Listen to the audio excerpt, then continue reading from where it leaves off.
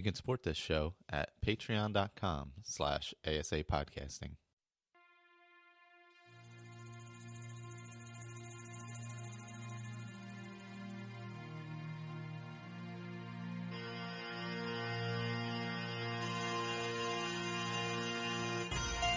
Welcome to a Skyrim Addict podcast, where I will discuss my adventures and misadventures through Skyrim. Join me. Add your stories, add your tales. Let's get into this thing.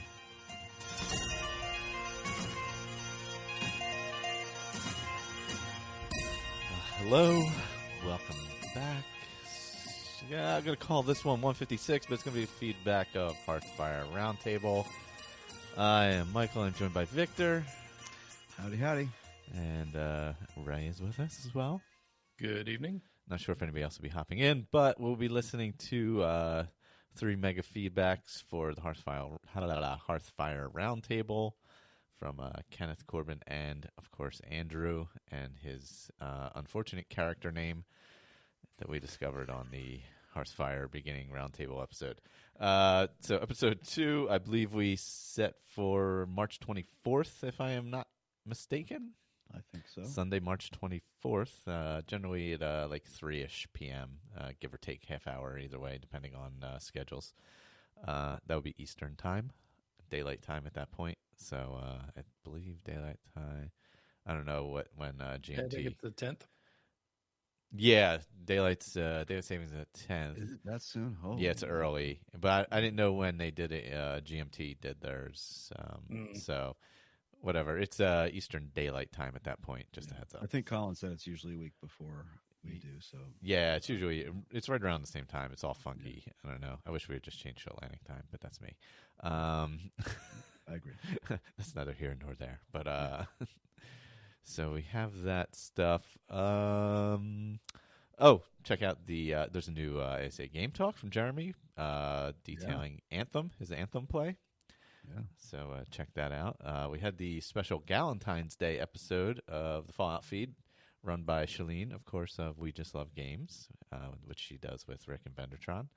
But that episode was Shalene running the show, Sherry, who, of course, you've heard many times on different things and has been around the group for quite a long time.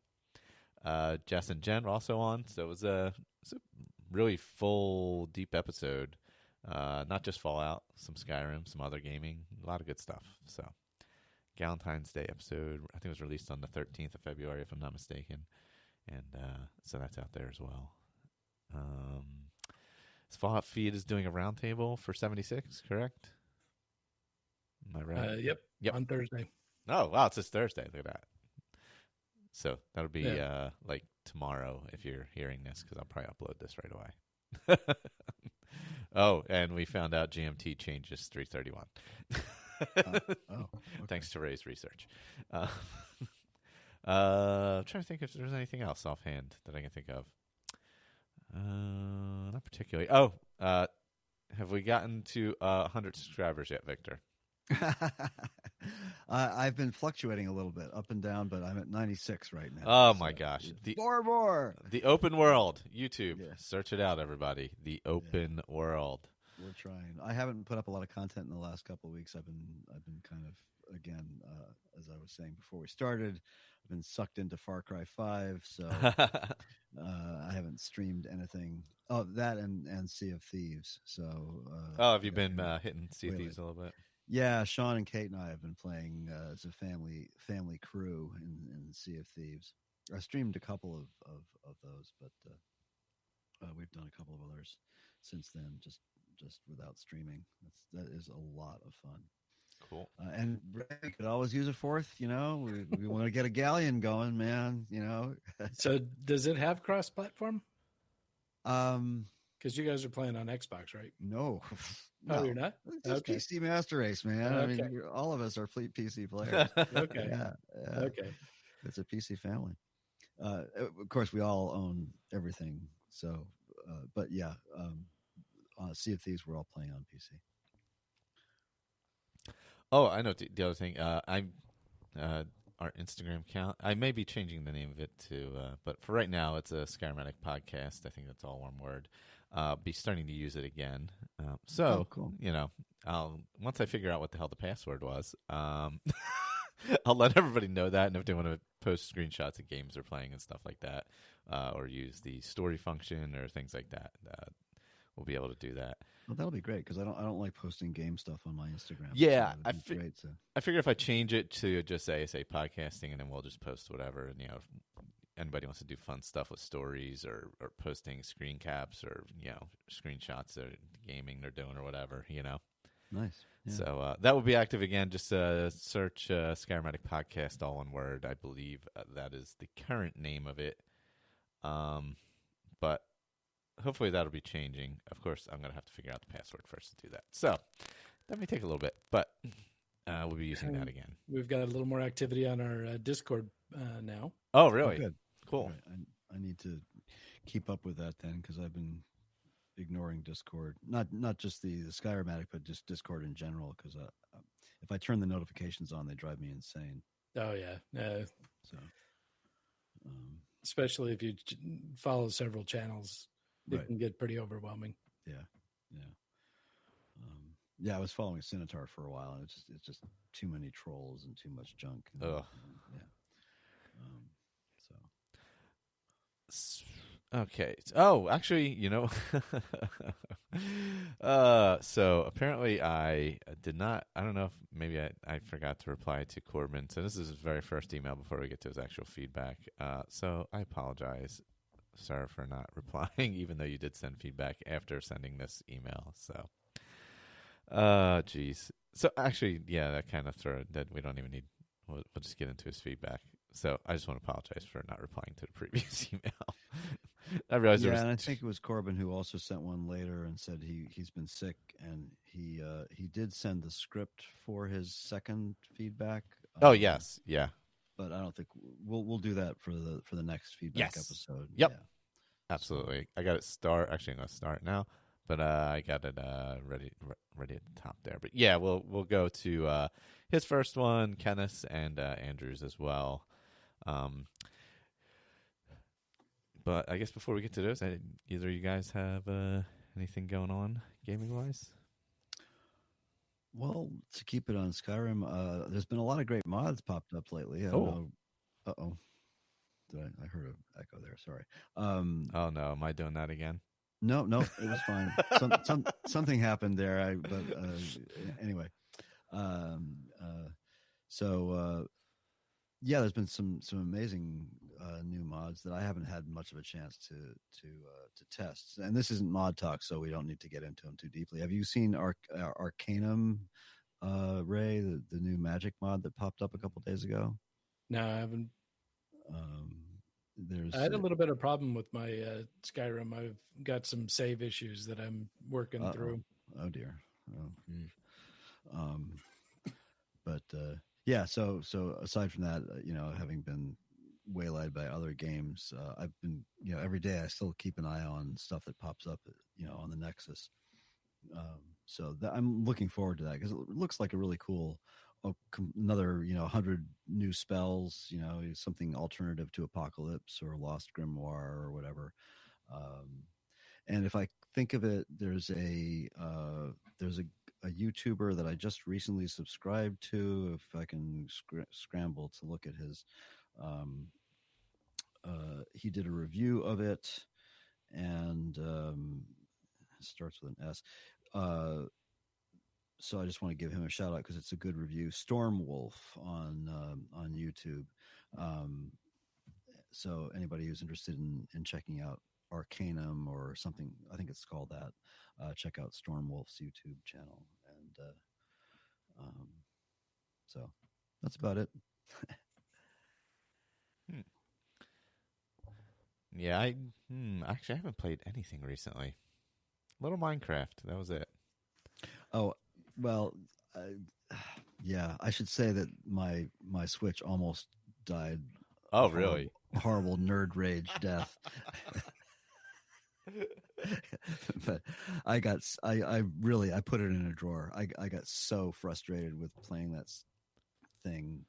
And I guess that I remember I did want to bring this up on this because I know you're playing your Hearthfire Roundtable character, Michael, on your Switch. Yes, I am. And it just I've been trying to warm up to the thing, to playing Skyrim on it anyway, and it's just driving me insane.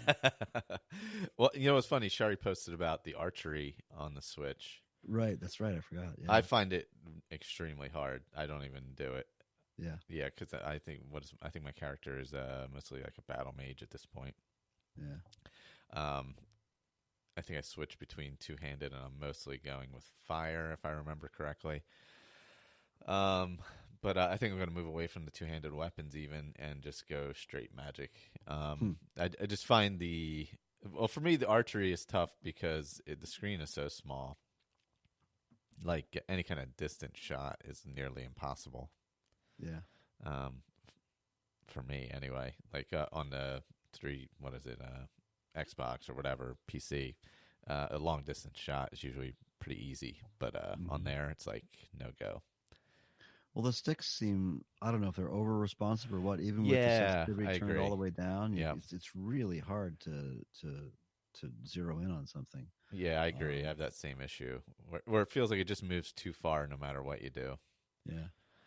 And, for me, as an older person with my arthritic thumbs, I have rheumatic, in both thumbs and toes. So holding that thing gets difficult, and switching weapons is what actually caused my nerd rage. It was trying to switch weapons quickly. I'm so used to having the multi-button mouse, and quick switches, and I just can't find that it's not even a D-pad. It's just stupid mash of buttons. Yeah, it is actually. Yeah, yeah. And, that's a good point.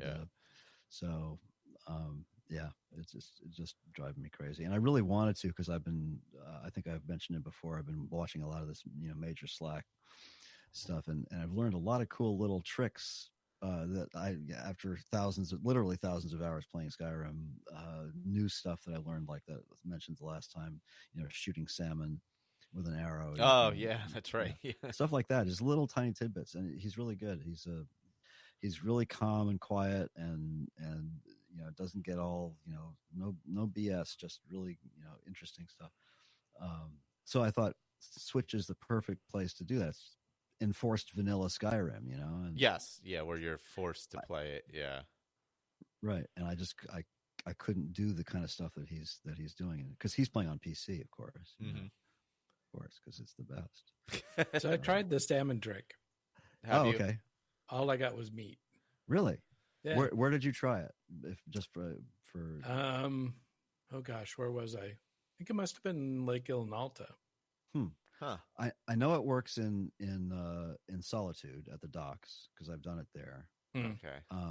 Does it work in the stream by Whiterun? The waterfall? I don't know. From between Riverwood and Whiterun? There you could just stand and do flame, throw flames at them. Time and right, and then just jump down as they float dead down the. Are you? Was that in LE or SE, Ray? SE. SE. Yeah, and it could have been hacked by a mod too, because I've got a few that affect harvesting and the types of things you get from plants and animals. That's possible. I don't know. I did try it and it worked. I don't know if I've tried it actually on the Switch, but I think I tried it on a character, on a PC character, and it worked. So, and then one thing that he suggested that didn't work for me was you can borrow a horse. That was new to me. If you go and if you pick some potatoes and give them to Katla at her farm, you can actually use the horse as a borrowed horse. It will act like a horse that you've stolen. In other words, when you get off, it'll start wander back home, but it's actually tied to you in fast travel. And I've watched a lot of his videos, and he uses that trick a lot. But I wasn't able to do it. So that might be a different versions, or 'cause he doesn't use any mods at all. So that's the kind of thing that might have been patched out in the unofficial Skyrim patches. But so that's another little trick that didn't work for me. I'll try to think of some of the other ones. That's an interesting one. I never realized that. Yeah, give it a shot and see. I believe it's you just go and pick some potatoes from behind her farm, and then go and ask her the right question, and then give her the potatoes, and then you gain favor. It's like the same thing you do in like Arcadia's Cauldron or something like that, where you go in there, you take the frost salts from Farengar, give them to her. She says her lines, and then half the stuff in the store is free for the taking. Oh, yeah. Yep. I guess so. It's similar to, okay, that makes sense. It's similar to the stores where you do a favor or whatever, or job or whatever, and then you have access to whatever random things on the counter and stuff like that.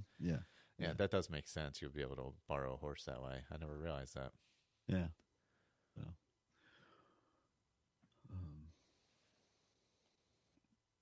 I'll have to try that now. Yeah. Well, I guess we can get into the feedback. I have Kenneth's up and ready. His character is it Greyal? I believe. I couldn't quite catch it. Something like that, yeah. Yeah, Gryael. So perhaps there's another pronunciation. I don't know. Let's see. Let's open that bad boy up. And ASAPodcast. Well, I've been a listener for quite some time, but this is my sorry about that. Playing in a Roundtable. So I rolled my character, and I had to roll a few times because just by luck I was getting a frequent repeat of common types of gameplay that I like, which is either a sneaky archer, alchemist, or a sword and board classic warrior character. So I ended up settling on one that was an archer, but there's a lot of roleplay potential, as you'll see as I get into the character here. So without any further ado, my character's name is Greyal. He is a Bosmer. He's a male. His warrior skill is archery, mage skill restoration, thief skill lockpicking. He's on the Empire side of the Civil War. His class is barbarian. Guardian stone is the warrior stone. His home is Whiterun. Orphan to adopt is Roar, which that orphan is in Riften, so I haven't gotten there yet. As far as the stats, health is 2, magicka is 1, and stamina is 3.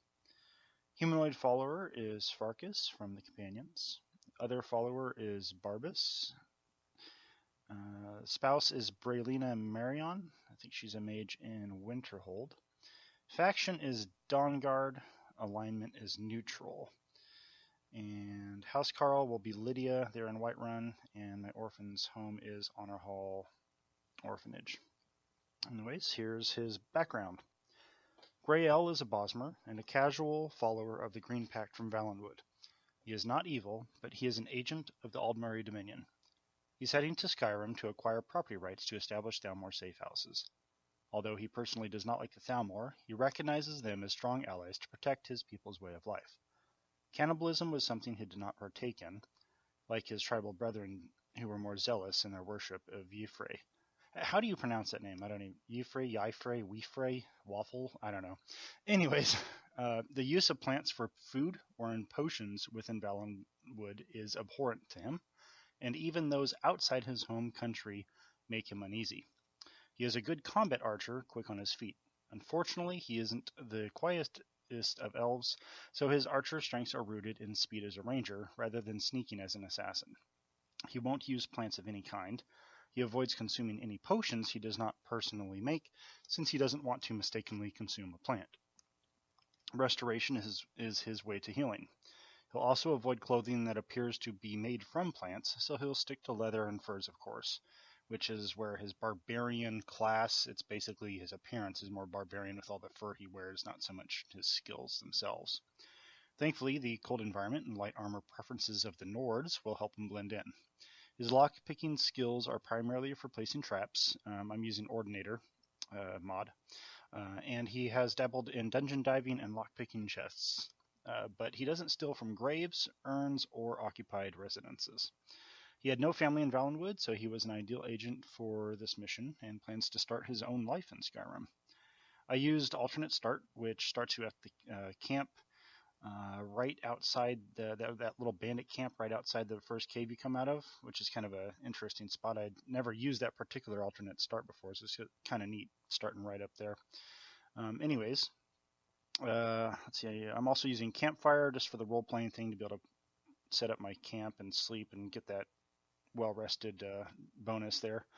And I'm also using bigger trees, immersive armors and weapons, and the unofficial patch. Not a whole lot of mods, just only a dozen or so. So definitely not trying to compete with Victor or Ray on that regard. Anyways, here's Grail's journal. Lourdes, the 16th day of last seed. Tonight I entered the land of Skyrim as the sun set. Even though it is the middle of summer, it is cold here in the north. I made my way down the mountains into the eastern edge of Falkreath Forest, past Fort Helgen. By the time I was clear of the snow line, it was dark. Lighting a torch, I set up my camp. Why am I in Skyrim? I'm a Bosmer, a wood elf from Valenwood. I've traveled as far from home as possible. I came here to help the Thalmor, the high elves of the Aldmeri Dominion. I don't like them.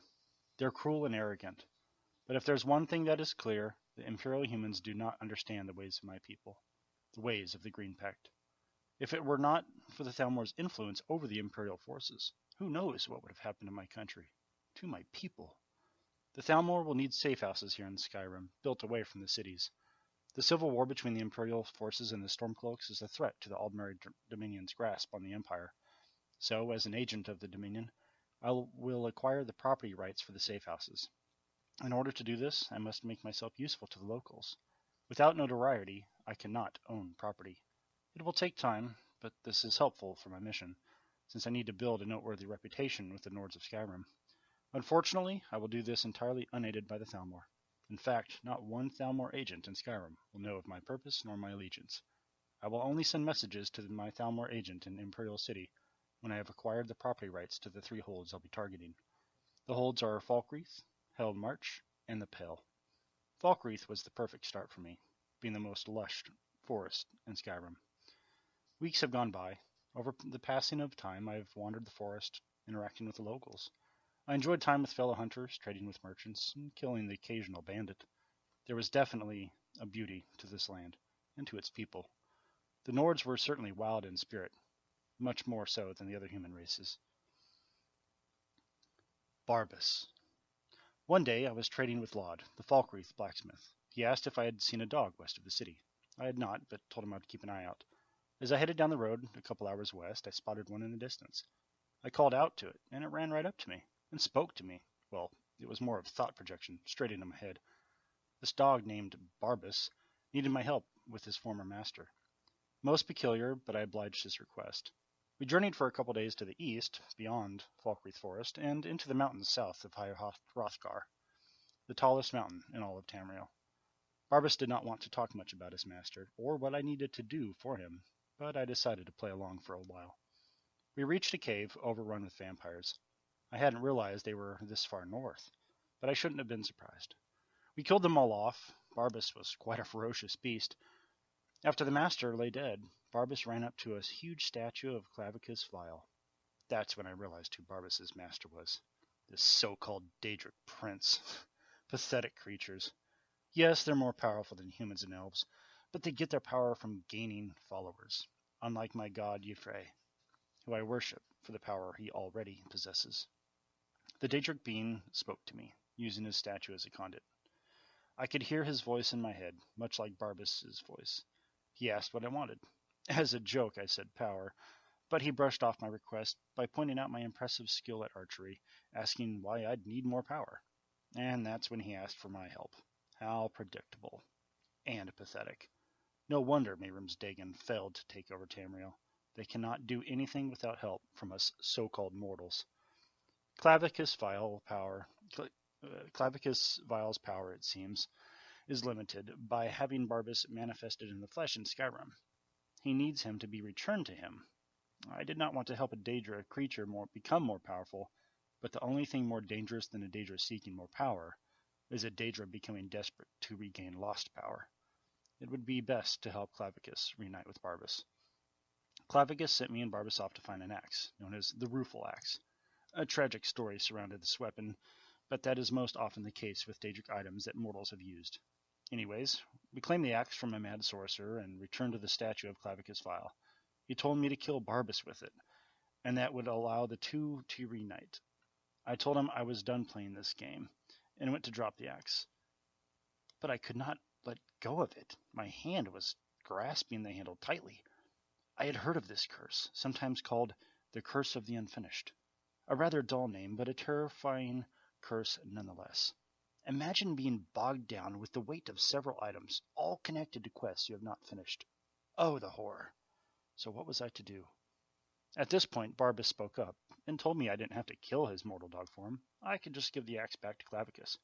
Sure enough, when I told Clavicus to just take the thing back, it disappeared right out of my hand. Barbas also disappeared, but reappeared as a statue next to Clavicus.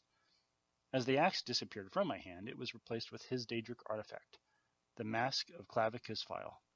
I was tempted to drop it right in front of him and spit on it. Him to simply give it to someone else who stumbled into this cave. So I left the cave. I remembered a nearby lake surrounded by ice and snow. Under the cover of dusk, I journeyed to it and tossed the mask into its frigid depths. Eventually, Clavicus would send a mortal to find it, but at least for a time, his artifact would not cause strife in Tamriel. I headed back towards Falkreath Forest and set up camp south of Helgen. The Dragon. The next morning was clear and warm enough for me to not wear my leather cloak. As I set about grilling rabbit over my campfire, I heard a roar to the south, coming from Fort Helgen. Shortly after, the sounds of explosions echoed alongside the roaring. I quickly put out the fire, grabbed my bow, and headed towards the sound. That's when I saw it. Actually, I heard it first, more clearly than before. The roaring, so loud that it was painful. A whoosh of wind stirred over me. I looked up to see a massive dragon soaring overhead.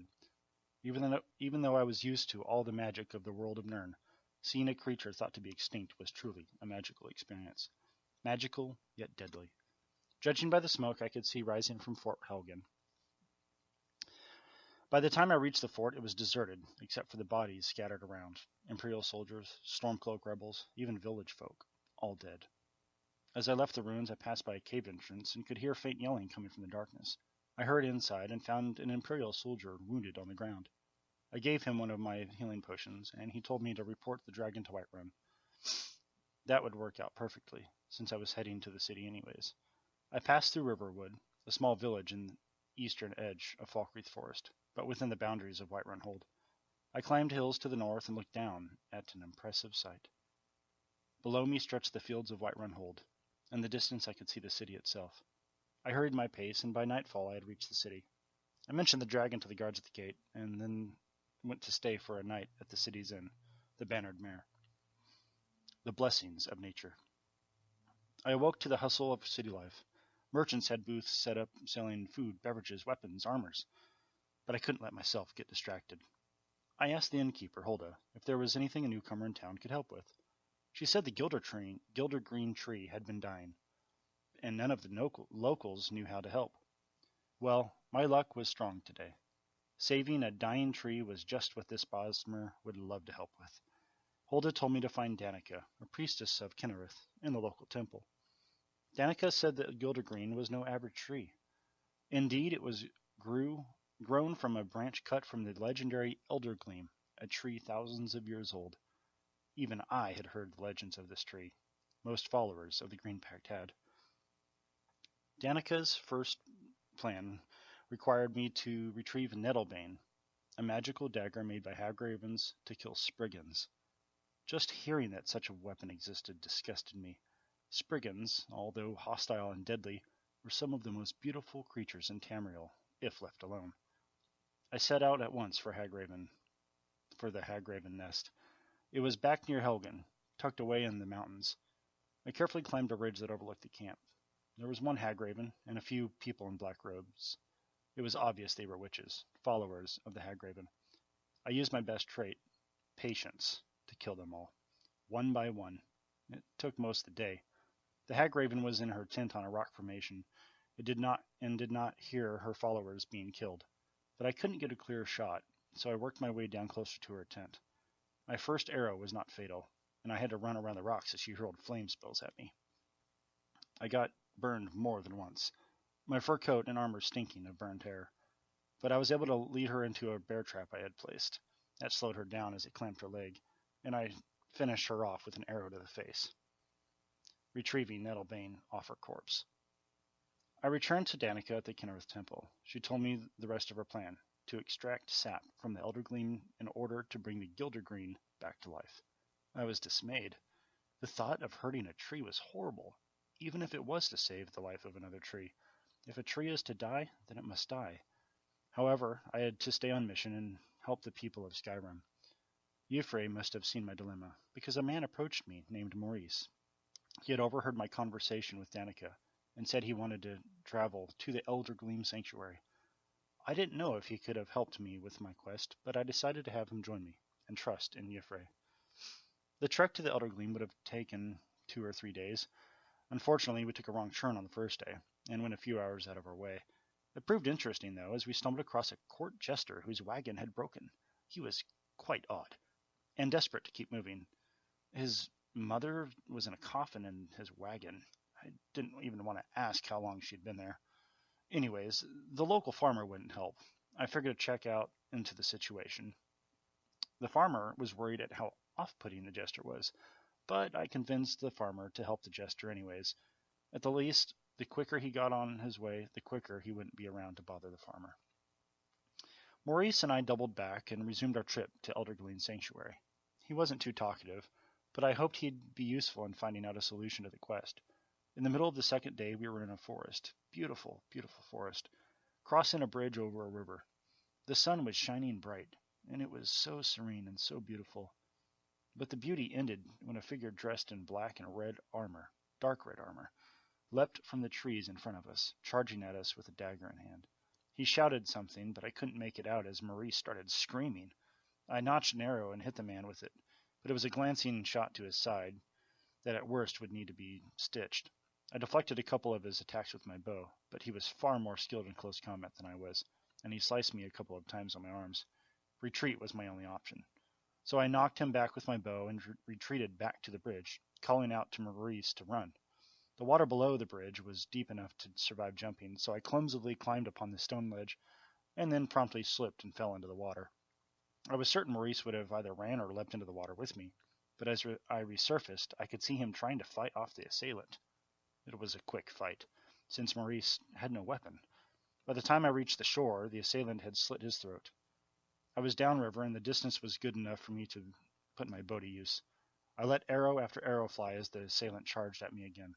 He was relentless, but fell dead before he could reach me.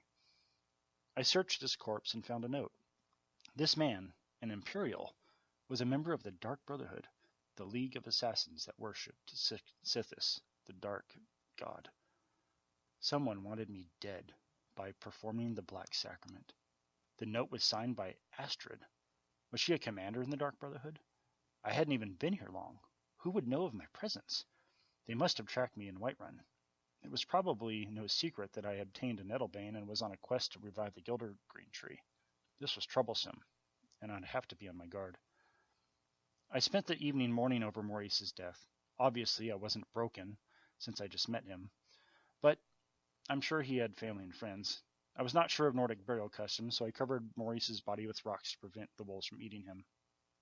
The next morning, I continued my journey.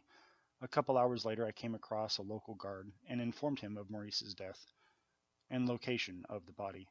He was grateful and said he would send a mounted guard to retrieve the body.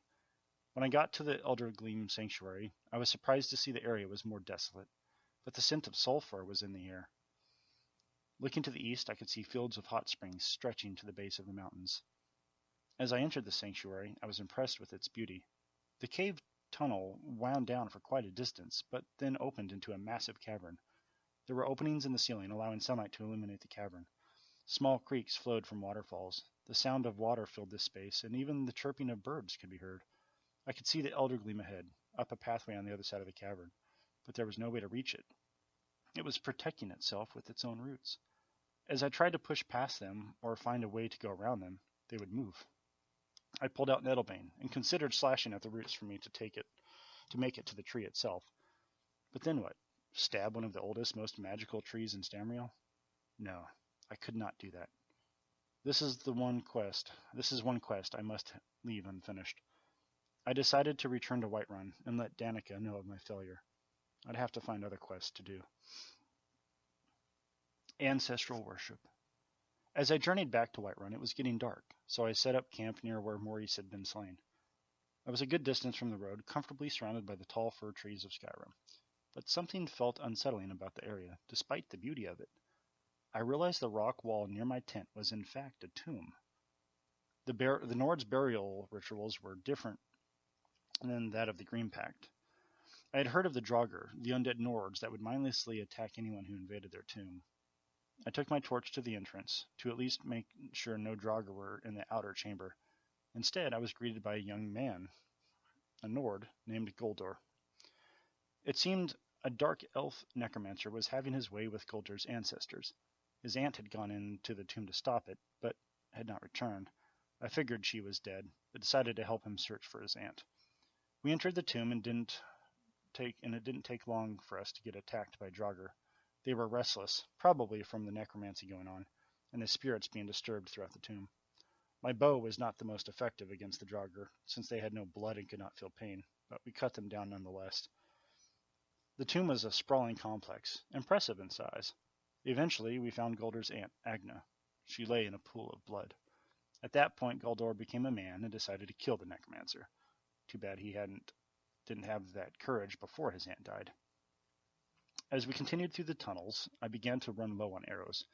I picked the lock on a nearby chest to see if there were any in it. Goldor scolded me for being a grave robber. I scowled back at him, telling him I was only looking for arrows and weapons to aid us in the fight. He shrugged and muttered something under his breath. Eventually, we came to the main burial chamber. I could see the necromancer, Valsvaran, high up a set of stairs. I crouched and let off a perfect shot. On most people, it would have been fatal. But since it didn't kill him, he used restoration magic and immediately restored his health and healed his wounds. I should have used an anti-magic of poison. The fight was intense.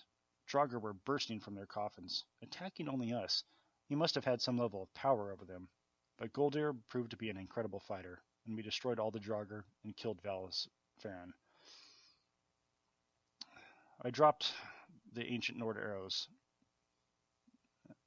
that I had taken from the chest as my promise to not be much of a grave robber.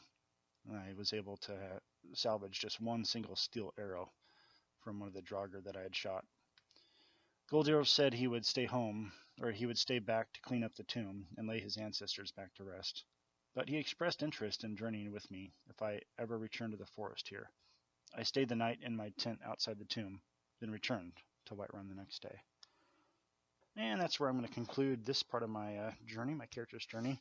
I still need to do In My Time of Need, Missing in Action, and Becoming Thane, but I'm going to wrap that into my return to Bleak Falls Barrow for Farengar to get the kind of the main quest stuff going on so I can acquire the house in Whiterun itself. So that'll be kind of at the front of my next one.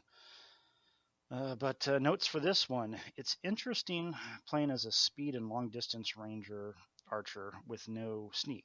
I'm not putting a single point in sneak, so even though I do sneak around and my skill is going up, I'm not putting any points in it. So at most I'm getting a 2x on my damage, and missing out on that extra perk is pretty rough. I find that most fights I can pick off the really weak ones stealthily, but if it's anything above just a little minion, they're going to start searching for me, and my sneak isn't high enough to remain undetected, so eventually I have to stand up and start running around. So it certainly makes combat definitely a lot more interesting. I do have that perk allowing me to run at full speed with my bow drawn, which is very, very helpful.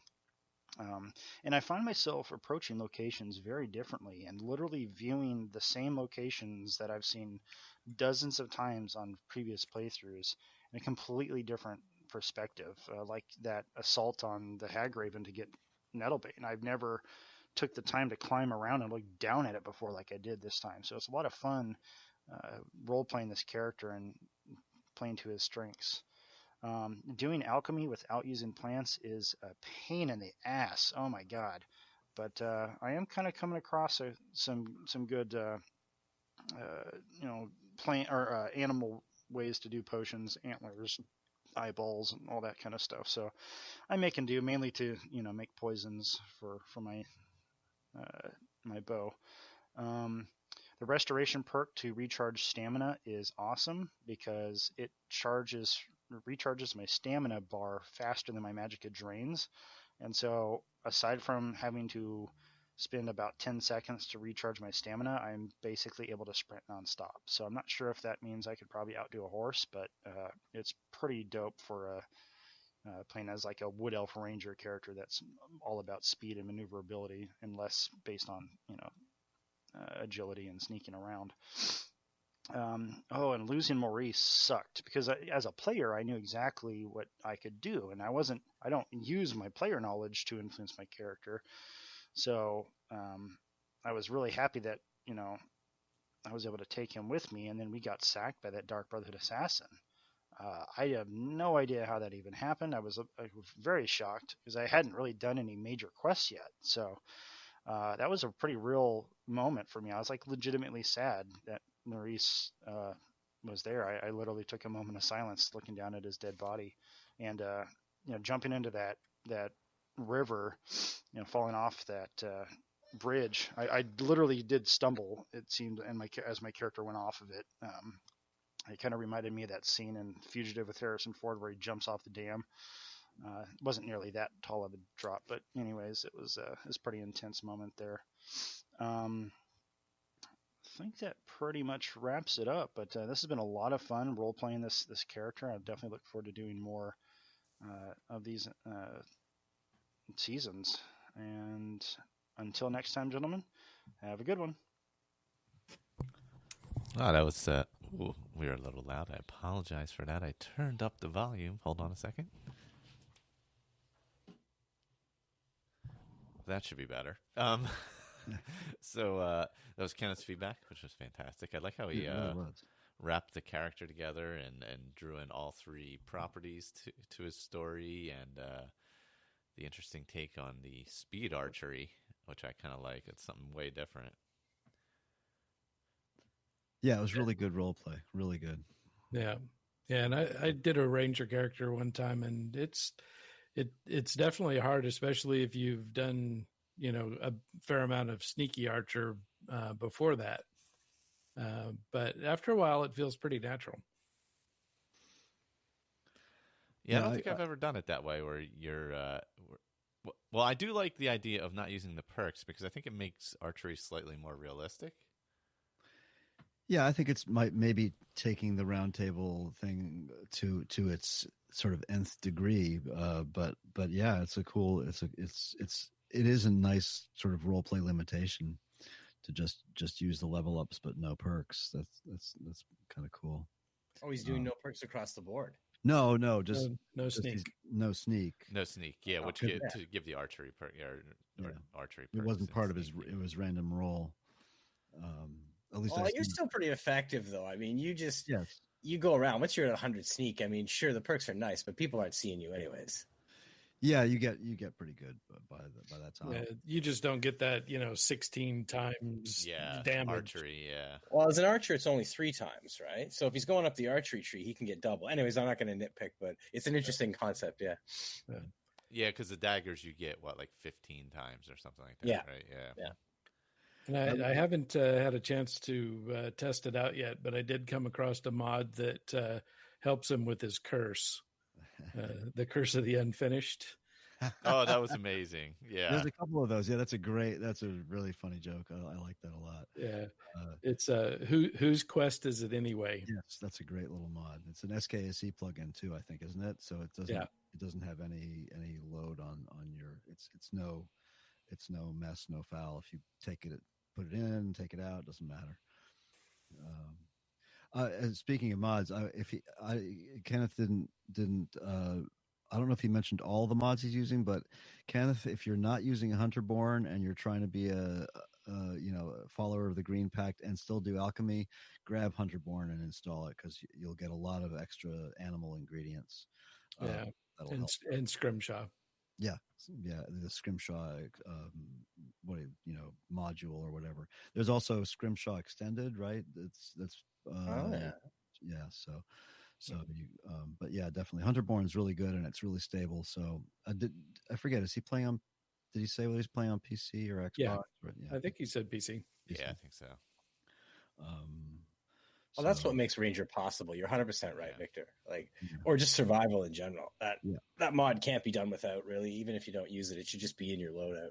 Yeah, and especially for a Bosmer follower of Green Pact, because you can make all kinds of cool things out of animal bones and skins and stuff. Great, really powerful bone swords. I mean, there's really cool stuff early in the game too. So, of course, I found out that if you kill like a saber cat or a horse or something, because I did exactly what he's talking about. I did a live stream series of a Bosmer Green Pact Ranger. Yeah, and if you're not allowed to waste what you kill. Like that's a lot of like saber cat steak to carry on your backpack. Like you learn to love bandoliers and pouches very quickly. With that build, or technically I would cook it and then like sell it at the first chance, like to anybody, because it's not wasted. Yeah, and you can set Hunterborn if you want to mess around a little bit with the values of things. You can set it so you can make a little bit of extra money from the pelts and things like that. But yeah, it's definitely it's a great mod to have for that kind of a character. I loved his backstory. It's really good, and I really like the idea of using the Hearthfire houses as Thalmor safe houses. That is really imaginative. Yeah, it was. It was really cool. So really, really, really well done. Really well done. Yeah, that was super interesting the way he pulled it off. Yeah. Check my notes. And his comment about the Daedra, that's so spot on. Yeah. That's great. Yeah. Well, now that we have Steve here, Skyrim Book Club official Skyrim Book Club. How's your Steven has more than 100 followers? More than 100 followers on YouTube. How's your Roundtable character going? Yeah, not bad. Thanks for asking. I guess I'm as far as the end of all the assigned quests for episode 1. Me too. For those who don't know, I've been posting them all at youtube.com/skyrimbookclub. I've been watching. Yeah, Victor, you're like my loyal. Oh, you've been seeing them too, right? Well, thanks. Oh, yeah. So I've been enjoying that, but it's all there for anyone who wants to see like the blow by blow. But I sort of narrowed down a lot of what I was given. I was given Ranger as well as Kenneth, but since I loaded Hunterborn and Campfire, I've basically done nothing but play Ranger for like a year. So I thought, well, let's try something a little different. So I decided to just play her as a Redguard sword singer because I had recently read a bunch of Redguard lore, and that sort of makes sense with the illusion and the heavy armor because she'd be a warrior, but the illusion would be adding magic to whatever she's doing. And I cheat in not cheat, but I use conjuration to bring up the bound sword. And that's been sort of her shtick. It's been a lot of fun. It was more like an emergent story. I think that I didn't hear all of Kenneth's feedback, but just your comment, he really seemed to bring a real rich story to his character. Yeah. In my case, I feel like it's been more emergent. Like normally I start with an idea and then I make the numbers and skills fit. Whereas this was like, here's a bunch of numbers and skills. And I sort of had to try to construct an idea out of that. And that took some doing. So it's been more like from play that I've sort of discovered stuff about her a little bit here and there. So I've enjoyed that part of it. The companions, that was interesting. I'm only sort of like 3 big stages into it or whatever. I've never played that one. I only listened to some of Victor's Let's Play because he got past the point where I was like, "Oh, I haven't heard about this." So, plus, I was playing with a mod. So you had the modded, yeah. Yeah, mine was a little different from what you'll experience anyway. So, but that's been interesting. I mean, you can't know about Skyrim for however many years and not kind of know that there's werewolves in there, right? Yeah. But the actual doing of it was interesting, and I thought that was a nice match for her. I mentioned this in one of my videos, but like she was told to go Imperial, so that's the guy that I followed out. My logic for that was that, as the prisoner says in one of the episodes, he's been dishonored because he's captured the Alakir warriors that give you the In My Time of Need, I think it is. Mm-hmm. That quest. Well, he says, so it's dishonorable to have been captured. So she's in the back of a wagon with a bunch of Stormcloaks and really like, you're going to take over Skyrim? Like the five of you guys, you couldn't shout your way out of a border patrol? Maybe you're not the team I want to join, right? Yeah. And of course the Imperials, well, they have all the power. So she followed that guy. But I didn't really want to do that either. So I've really focused in on the skills and I focused in on the companions as a quest line. Obviously, I'm following the Hearthfire houses. And in the next cycle, I'll be near Riften, where my wife and orphan are. So you'll see that come up. But I don't know if I'm going to be able to adopt them into because I used a mod to build my only house so far. I don't know if I'm going to be able to adopt them into that Hearthcraft home. Because it wouldn't have a bedroom orphans would recognize. So I will probably find out where this kid hangs out. We build the next house in the next cycle of episodes or whatever, and adopt him or her there. Yeah. So yeah, that's been neat. And I mean, again, it was a really pleasant surprise. I mean, I must have known this, but it was really given Rhea as a house Carl, because here's a fellow Redguard outside of the land. But then I kind of worked out this idea that she's probably like my dad was in the military, and he actually did this. It's called a foreign exchange program, where a British officer and a Canadian officer of same rank, and they do this with Americans and other forces as well, will switch, and they'll do each other's role for a year to kind of figure out, well, how do the Canadians do it? How do the Brits do it? So on. So I figure she's kind of like a foreign exchange officer in Sid Gear's court.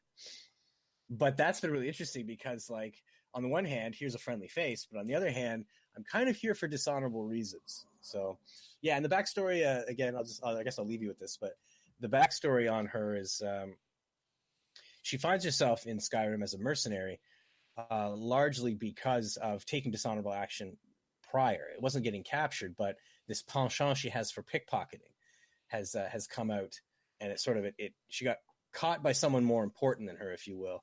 But as I've played through the episodes, I've decided that she sort of robs people to give them a comeuppance. There's a certain amount of greed. She likes enchanted items, but it's like Nazim. That guy condescends to you, on your way down the stairs from Dragonreach, every time. I mean, does he not even look at what direction you're walking? But that's the kind of guy. He needs to get taken down a peg or two. That guy, and then the racist brother of Pine. What was it?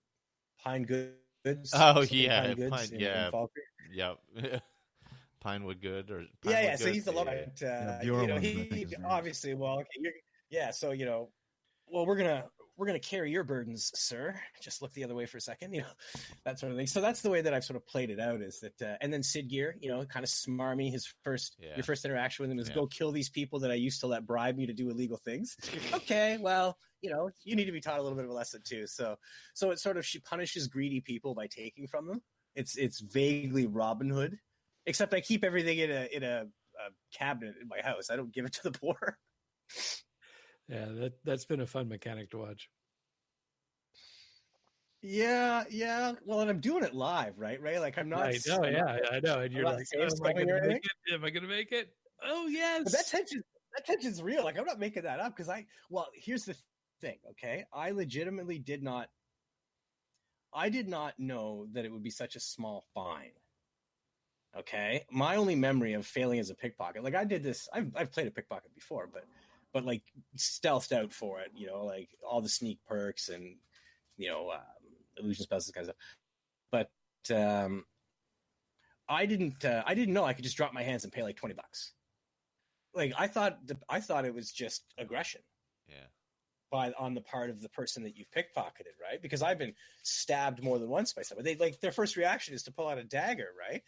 And I don't do it frequently enough that it was a year and a half ago or something that the last time I played a pickpocket, and I didn't fail very often, and I save scummed all the time, so I didn't know what the consequences were. So that's made it a little bit easier. But oh yeah, that's a lot of fun. And how about the Steedstone coming in? No penalty for armor. so I can zip around on the map, and I'm not paying the encumbrance or the penalty to my sneak skill when I'm trying to pickpocket people. So that was a really nice random roll from the generator. That worked out really well. It sort of made that part of her character viable, I think. Yeah, when you're going to do a lot of pickpocketing, it pays to have little stash spots everywhere. Oh, yeah. You don't want to lose a lot of stuff if you get caught. Well, see, that's funny, right? Because I've had that consideration, but by the same token, like I'm really just doing it for the skills. You know what I mean? Like, so it's only if I lose a piece of gear that I'm now wearing. Like if I stole something better than the thing that I owed, like, because what's going to happen at some point? You watch, like, I'm going to get caught, and you're going to come back, and she's going to have no shoes. Yeah. Or something, you know, or just she's gonna have no helmet at this point, you know. So that's the only thing I'm really afraid of. But I didn't finish a thought about the companions. Sorry, I'll circle back to that real quick. Despite the fact that in my videos I've kind of like pushed back against them in the last couple episodes, like the idea that you're not really given the choice to become a vampire, and that just maybe I could have walked away. And perhaps you more experienced players can tell me that, but I felt like that was one point where like Skyrim and all of its open sandboxy beauty, like that's it. You've been railroaded. It's like getting into Riften. There's no way to avoid talking to Maul, right? Well, you can walk by him, but yeah. Well, no, not him, but it's Brynjolf. Brynjolf Yeah. always finds you. Brynjolf, If you go, he always finds you. So you get railroaded in Riften pretty strong. So I felt that was a bit sort of chintzy, right? Like, there's no way. I feel like there's no way to be in the companions without choosing to be a werewolf. I mean, where would the story go? Okay, fair enough, but. Well, anyways, that's 100% the reason why I used that enhanced Skyrim factions mod to do my companions, because that mod does give you that choice. Yeah, but even under those circumstances, I guess the thing that I'm trying to spit out in my roundabout way is that I glommed onto the idea of the companions because that is the safe place for her in Skyrim. Yeah. Until she really gets her feet. I mean, even having her own home or whatever, like, because, well, you know, I'm a wanted criminal as far as the Imperials are concerned. I'm not welcome in my homeland as of yet, although perhaps after in my time of need, I'll have a friend at court at some point.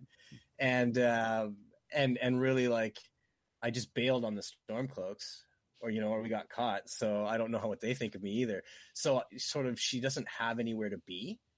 And here's someone that, like, she came up military, right? So it's about being part of a group, part of a unit, whatever, I imagine. I can only imagine that experience, of course, but you would gravitate to something like that. So it seems like fairly honest, fairly honorable work they've had her do. And they're kind of above the law, right? Like, you don't really see them fighting on anybody's side when you storm and Whiterun, and they're respected by everybody. So the load screen tells me, right? Yeah, we're brothers and sisters in honor, and we show up if the coin is good enough. Yeah, fuck you. Well, that's why Iskramor came so many years ago. Someone had paid him to guard the merchants on this boat that was going west to look for spice or something. Yeah. But yeah, so that's sort of how I've settled in. So, and then now it's just about, and again, it'll be probably more organic and emergent than pre-thought, but it's about her sort of, I guess, coming to terms with sort of what she's done, and then planting that seed with, I've always forget her name, the woman from In My Time of Need, but that's an interesting seed. Sadia, yeah. So having her as an ally, and it'll be stuff like that. It'll be about, like, repairing her reputation to her own satisfaction, establishing herself as someone significant and important. And I will probably finish Companions long before we finish the Roundtable episodes, right? Just because there's only so many stages. So I think with her, I'm going to pursue some of the Dragonborn stuff. I think that, like, I don't know why, it just came out of my mouth when I was recording. Like, it was spontaneous, but that she felt this was this, like, genuine, like, religious experience. Because you take it for granted as a Skyrim player, right? Like, boom, I'm the guy. And I made a joke at the time about being like Lord Jesus or whatever. But then I thought about that. Like, you heard the chanting of an ancient beast from glowing runes on a wall after defeating an undead. Like, that's not normal, man. That doesn't just happen to people all the time. And I'm sure there's Alakir lore around the gods and dragons and stuff. But, like, I decided not to play that as just an element of the game. Like, that she's had this unique, maybe not religious experience, but I struggle for a better word at the moment. So I think that will be, like, part of her journey through Skyrim is like, it's a redemption from things past, but it'll be like a classic, biblical or prophetic story where like, you pass through some kind of death and emerge. Like a lot of the initiation rites in old secret societies, you had to crawl through a tunnel and whatever, right, to symbolize that. So you've been captured, you were almost beheaded, and kind of like the past is now behind you. She'll make amends and come to terms with that, and then she'll emerge as something new and different. So I don't know, but like it's not going to be just because I want to be able to do cool things with my character that I'll pursue the ability to shout and stuff. So I'm looking forward to what that teaches me about Clea. Cool. So I guess that's what I'd say about that. The rest, of course, you can watch on the YouTube channel. And that is a massive bottle of water. Oh, you like that? Eh? Yeah. Aided by camera perspective. Yeah. I'm like, whoa. No, Whoa. that's pretty much the scale. We make them big here in Canada. So it's thirsty. No, this is a little more. This is about a liter. Okay, but here's the part that's going to terrify all of you. Oh boy. My wife didn't buy me this. This is a gift. She didn't buy me this for water. She bought me this to put coffee in.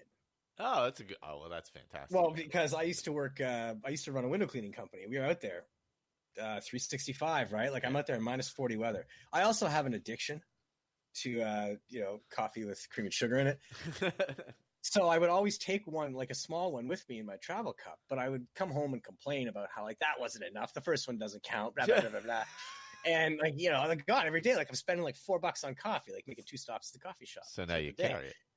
She comes home with this, and the first day, she like pours a liter of hot steaming coffee and then hands it to me.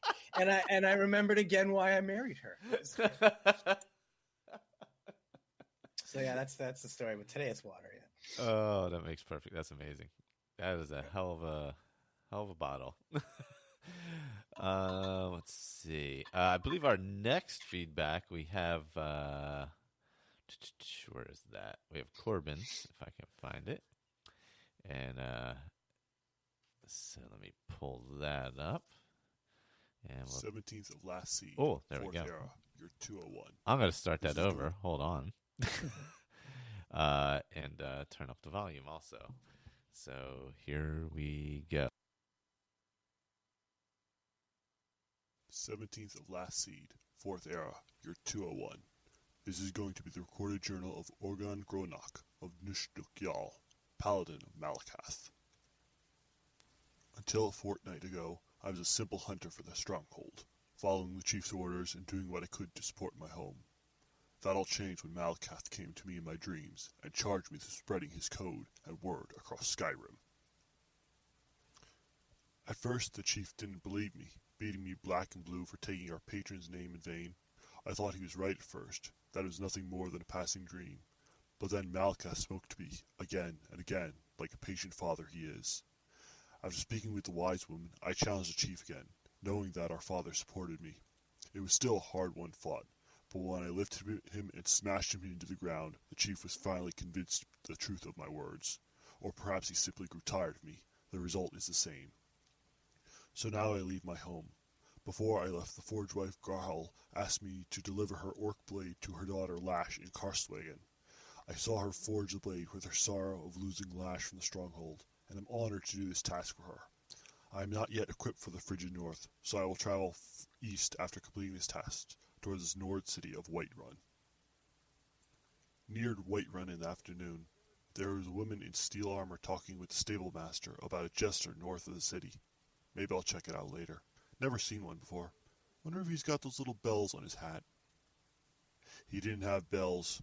If that thing is what a jester is, then I would be happy to help eradicate them from Skyrim once more. He was clearly insane, but even that doesn't justify the feeling of foreboding I have. Like I didn't want to get on his bad side. I really wanted nothing more than to get this jester on his way away from me, and hopefully out of Skyrim completely. So I went up to the farm he spoke about, and spun some lie about how he should help a stranger in need. He seemed to believe me, but that meant I needed to go talk to the crazy man again. He did end up paying well, enough for several days of travel, but I'm not sad to say that I'll be glad if I never see, or more importantly hear, him again. It was late, and had just begun to rain when I entered Whiterun, so I headed for the inn and a warm bed, but not before hearing about some dying tree in the middle of the city. I'll have to check it out tomorrow. 20th of last seed. Got up early today. Still raining. Malakath spoke to me again last night. Told me to continue east and look for a lying man with red hair. If I leave soon, I should be able to make it to Lagershwar by tomorrow night. Before I left Whiterun, I headed up to look at the tree. There was a priestess of Kinnereth sitting on the bench under it, who explained what was going on with the tree. Said she needed some sap from the mother tree, and it could only be tapped using a hag raven-made weapon called a nettlebane. Not really sure something I would do, but I was a bit curious about the weapon, so next time I'm down that way, I'll try to swing by. 21st of last seed. Well, I didn't get to the stronghold last night, not even close. I decided to swing down past Helgen and towards Orphan Rock to try and find the nettlebane Danica wanted. I was able to take out 2 of the witches easily enough with my bow from a distance, but the Hagrin gave me no end of trouble. Every time I lined up a shot, she hurled a fireball at me. The orcish armor I brought from my home wasn't able to take more than a single hit. Even then, I was frying like an egg inside. Took me the better part of the night, leaping away from the blast, trying to sneak up on her, or finding some place that gave me a safe line of sight. Eventually, I stuck enough arrows in her that she seemed to be weakening. Then she just pulled the arrows out and cast a healing spell on herself. All bets were off after that. It was one thing to fight, quite another to exterminate an honorless monster. Taking cover behind a tree, I dropped my bow and held my shield in one hand and my warhammer in the next. Diving out from behind the cover, I brought my shield up and charged across the fall along to the Hag Raven's Rock. Deflecting a fireball halfway over, I dropped my shield and brought my hammer down to bear on the monster. Letting the blood rage take over, I struck the feathered horror again and again, not even feeling the fire wash over me or the monster's claws find chinks in my armor. Within seconds, its head was smashed in as it lay limp on the ground. I tore the nettlebane, a wavy dagger of sorts, from its hand, and headed back south to the road to rest and heal. 22nd of last seed. Was heading north from Iverstead when I noticed some stone arches leading up a path off the road. Curiosity got the better of me, and I followed the arches up to one of those Nord tombs. Never understood why they bury their dead. What's wrong with a good old forge funeral, or dying out in the wilderness? Well, anyway, I noticed a flickering light coming through the outer doors, so I had a look inside. Found a Nord man. Not more than a boy, really. He explained how a necromancer was defiling his ancestors in the tomb, which is exactly why burying your dead makes no sense to me when things like this can happen. The coward also said that he let his aunt go on into the tomb. Should have spent an extra day when he was a kid in there just for that. Well, the dead can't defend their honor themselves, except the Draugr, I suppose, yet another reason against burial. Anyway, I offered to help the lad, which he was only too glad to accept. A few rooms in, we found his aunt's bloody body lying in the antechamber. He was berating himself on why he didn't go with her. Can't say I could muster up much sympathy for the coward. Except for the occasional gem or coin on the dead I slayed, I left the rest of the tomb intact.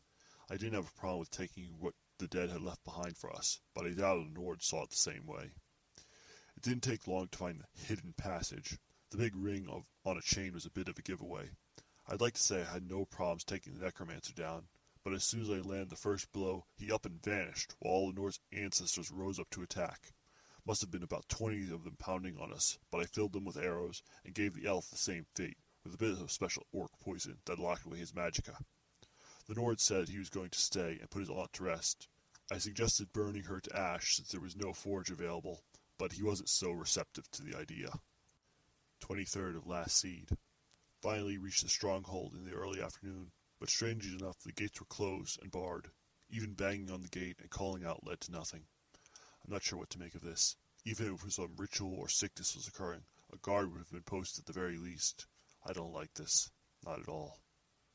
Made it to Riften today. So I see why Malakath guarded me here. The south gate refused me entrance, and the north guardsman tried to get me to pay a visitor's tax. Bah! He didn't even try to pretend he wasn't shaking me down. I told him so, and he let me into the city, where I was assaulted from every direction with talk of a thieves' guild. As if one thief wasn't bad enough, now they're working together. I was nearing the market to go offload some of my items when a red-haired man approached me, spewing lies about where I earned the coin I carried, just like Malakath had told me. I spoke with the man for a few moments until he tried to rope me into stealing one of the merchant's rings. Me, a paladin of Malakath. I told him I was not interested, and left him before I could help myself from smashing my fist into his face. How could Malakath send me to someone so blatantly breaking his code? However, apparently my spreading of Malakath's ideas had become well known. I received a letter just before reaching the Bee and Barb Inn from the Jarl Falkreath, inviting me to become his thane. I didn't speak to him last time I was in Falkreath, but I should make a point of returning. My fame is Malakath's fame. 25th of last seed. I returned to the stronghold, only to find it assaulted by a giant pounding at its gate. With the help of my bow, we beat the attackers down. I spoke with the wise woman, who explained how the chief had become stricken and weak, and ordered them all to isolate themselves within the stronghold. The wise woman knows that they cannot continue this way, and seeks Malakath's guidance, something I am more than happy to help with. To perform the ritual, she requires troll fat and a Daedra heart. I already have the fat, but the heart will be more difficult to locate. 26th of last seed. Took the carriage to Falkreath. Just as I was headed into the city, the guard stopped me and inquired about a dog the blacksmith was looking for. I told him I hadn't seen any dogs, but it got me thinking about seeing if I could find one for myself. Dogs are loyal and honorable creatures. I continued to the Jarl's lodge and met the man himself. He charged me with taking out a group of bandits. I agreed to do so, but it seems the bandits were paying him a share of their ill-gotten goods, which makes that man a thief. Unfortunately, extracting the blood price from him would get the guards involved, and Paladin or Malakath or not, I doubt I would stand a chance. Leaving town, I started heading west towards the bandit hideout when I spotted a pool of black liquid. When I went down to get a closer look, I saw a black door with a skull on it. It gave me the same feeling as that jester did, so I left it alone and got on my way. Shortly after, I met the dog. He said his name was Barbas. Yes, he talks the common tongue. When I noted my surprise, he mentioned that Flying Lizard and Khajiit roamed Skyrim and challenged me to explain why he was so much stranger than that. Turns out he's not a regular dog, though, since he's a servant of Clavicus Vile. Now, I'm not sure how I should feel about helping another Daedric prince, but it seemed a bit more important than bandit hunting, so I followed Barbas to a shrine of Clavicus Vile located in a vampire den. Turns out he wants me to bring back an axe of his in Rime Rock Barrow.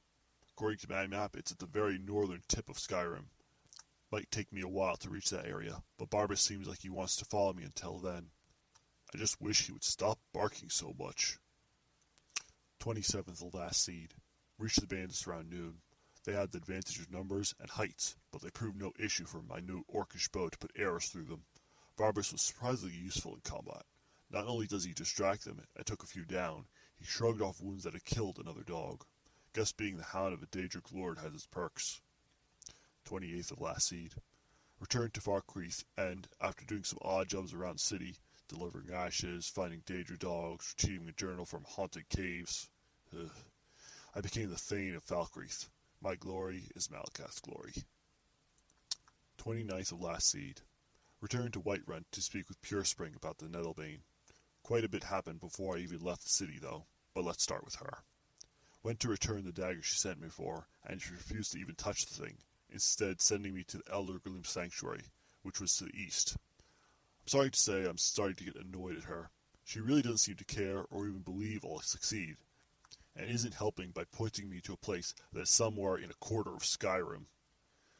I also got a pilgrim tagging along now for some reason. This is ending up being much more involved than I was expecting. I was also wandering around the marketplace when I started talking to an old woman, one of the Grey Maids, I think. She told me she thinks her son is still alive and to meet me in her home. Seems like she needs some help, so I'll go see what she has to say. 30th of last seed. Went to speak with the Grey Maids. Turns out one of her sons is missing, and she thinks he was taken by the Imperials with the aid of the Battleborn family.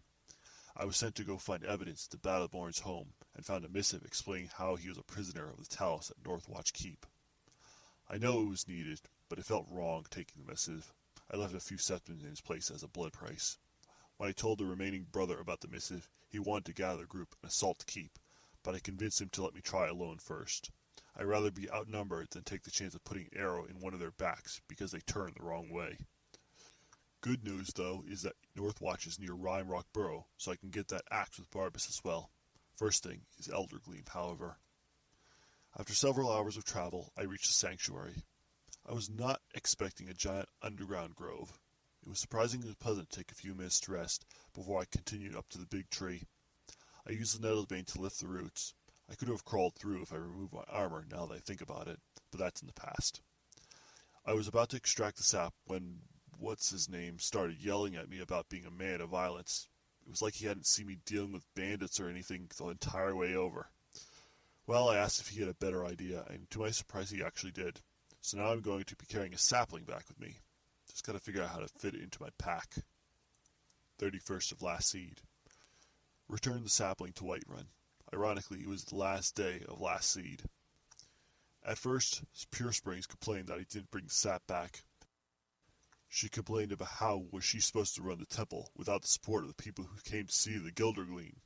She seemed so upset about the tree when talking to the pilgrim. I told her it wasn't my problem.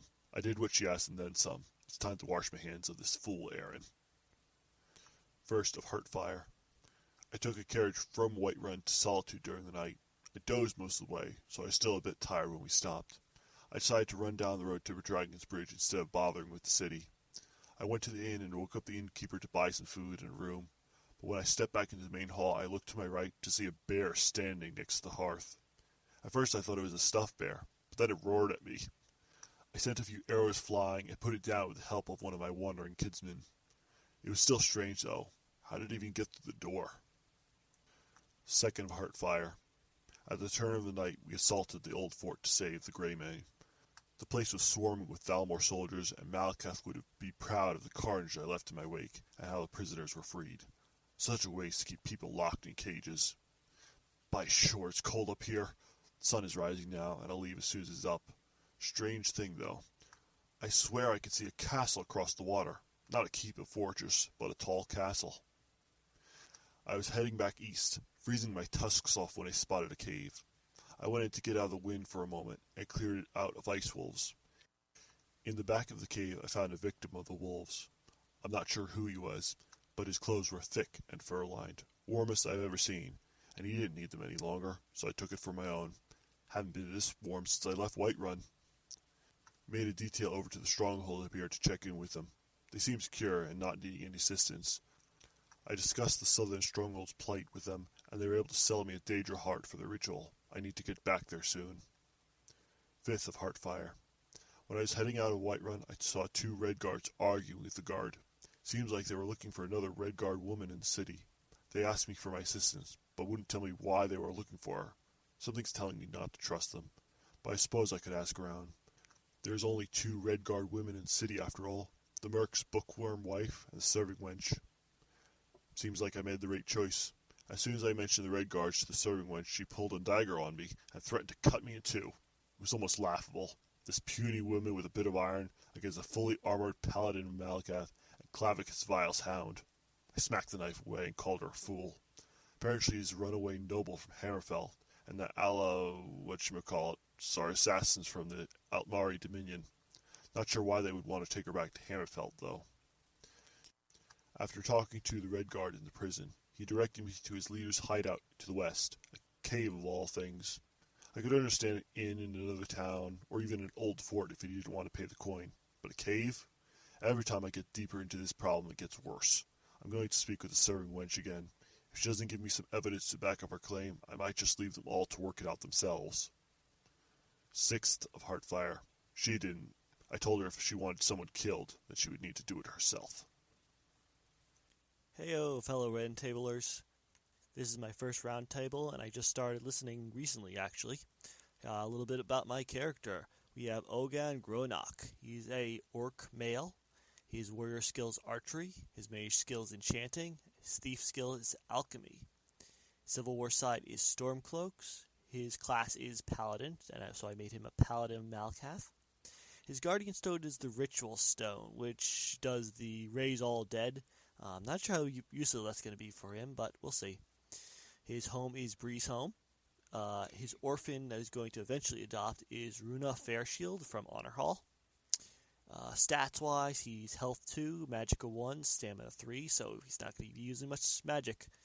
His humanoid follower is Nija Stonearm from the Companions. His other follower, as you probably heard, it was Barbas. His spouse is Aela. His faction is the Thieves Guild, which I am going to find very interesting, considering the Code of Malakath, part of that is no stealing. We'll see how that works out. His line is good. I'm going to think his good, not the common thought of good. And that's about it. I'm really been enjoying playing this, and I look forward to continuing and hearing about everybody else's characters. This is Blaze. See you next week, and remember. What do you aim to do with that hammer, my friend? Knock down a house? That was a good one. Yeah. Thank you, Corbin. And again, apologize for not responding to the first email, apparently, as we discussed earlier. I like how he got into character and modified his voice on the recording. Dude, I like that a lot. I thought that was cool. Yeah, a little Yeah. gravelly and drop some bass in there or whatever. Yeah, I like Yeah. it. Yeah, well done. But Malakath, a patient father, I don't know about that. A paladin in Malakath is an interesting take, though. Yeah, that's I for like sure. that. Yeah. Yeah, definitely looking forward to more of that. Yeah, that's a cool concept. I do like that a lot. So we have another feedback from Orgasmo. Is that what's Andrew's character's name? Why can't I open that? God, where'd it go? All right, there we go. I'm having trouble clicking through different windows here. Sorry, I forget how to use a computer. He didn't mention any mods, but having the ritual stone would certainly be. The Andromeda Standing Stones does such a perfect job with that one. Yeah, it does. If you want, it seems a little OP sometimes, but it's really cool if you use it. If you the nice thing is that it doesn't really you don't have to be in favor of necromancy, right, for that to play into your story, because they're spirits that have so much respect for you that they come back and fight for you. Yeah, I found that a much more interesting and sort of kind of eerie sort of take on it, like the Andromeda version of the Ritual Stone. I saw it on one of Victor's streams. Yeah, because there's something to be said for just like, okay, you call out some power word and all the people stand up, and that's amazing after you've been in a big fight, for sure. Yeah. There's something fun about that, but that's really like corner casey. Like when are you ever going to be? I mean, usually you're going to get 2 or 3 people, right? They'll last a couple of minutes, but there's something really interesting about like combat being joined and like in the ghost of someone that you have bested in the past, or something. I mean, whatever you walk up Something. to, a spider, whatever, and the stone will also drop dead bodies in front of you if you are playing a necromancer that you can raise if you want to. It'll, so that's the ritual listens, I think, is the one. I don't know. It says something and it'll drop a corpse in front of you. But yeah, that's good. I liked a lot of Corbin's little side comments. Like thinking about removing his armor to get under the roots and stuff like that. And, it's kind of cool. It's really nice. Another nice sort of role play. Really got into the character well. They're stripping all the warm clothing off the guy in the cave. Like that tells me he's playing with Frostfall installed. That was my guess, is he's got Frostfall in, but that's the story reason there. Yeah. And yeah, just like I like the sort of the typical orcish impatience. Yeah. Like being run around left, right, and center or whatever, and just, okay, so I shot arrows at this witch for like 6 hours. Finally, I just took my hammer and ran at her with my shield up, and let the battle rage go. Well, that's the berserk power, right? Like he hit his Q button or whatever. But I like the way he's bringing it into sort of story and narrative, which is a lot of fun. I got lucky. I think she glitched out in mine. She just sort of stood there for the last couple of shots. Yeah, that was good. That was interesting. It'd be interesting to see, like, especially when he has to deal with the Thieves Guild stuff. How's he gonna? How is the player gonna make peace with his character and find a way to make those two things merge? Right. It'll be interesting to I hope he records more and sends it in for us. Yeah. So I look forward to hearing how that pans out. Yeah. Too. We do have some of the script of part 2. Is that what it was? Yeah, and he talked about that a little bit, about going to see the red-haired man and stuff like that. Yeah. So, so we at least know there's a part 2. Nice. All right, let's see what Mr. Orgasmo is up to here, better known as Andrew. Let's see.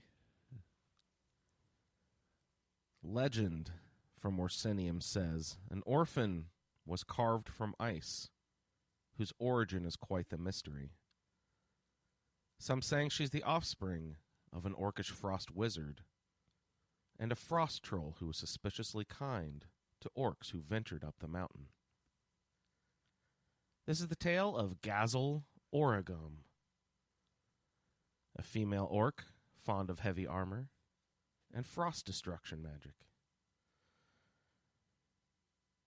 Pickpocketing on the side of the Stormcloaks, poses as a cleric. Would love to find the Steed Stone. Has a vacation home up on Severin Manor when not using the Hearthfire homes of Skyrim. Needs to make friends and adopt Lucia, the Whiterun orphan, as you can understand. Fond of orphans.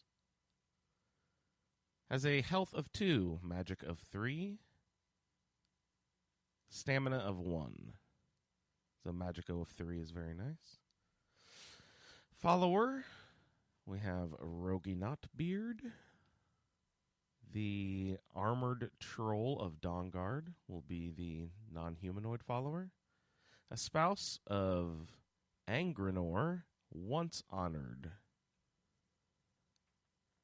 The Delt faction was the Bard's College, but we'll probably start with Dawnguard and see if we can get to the Bard's College since I've done that one a few times. We'll get that Armored Troll. Visit Daddy. And the alignment should be evil. Started the character off escaping Helgen, going off to Solstheim immediately, almost as fast as possible, up at level 2. But I found I didn't have enough gold to get on the boat. So I found a couple of bickering alchemists nearby who had a little project. They needed me to fetch a cracked file. Oh, they thought it was whole at the time, I think. So after I bring the white file back, I suddenly have enough caps to get on the boat and get up to Solstheim at level 3, I think, maybe 4 at that point.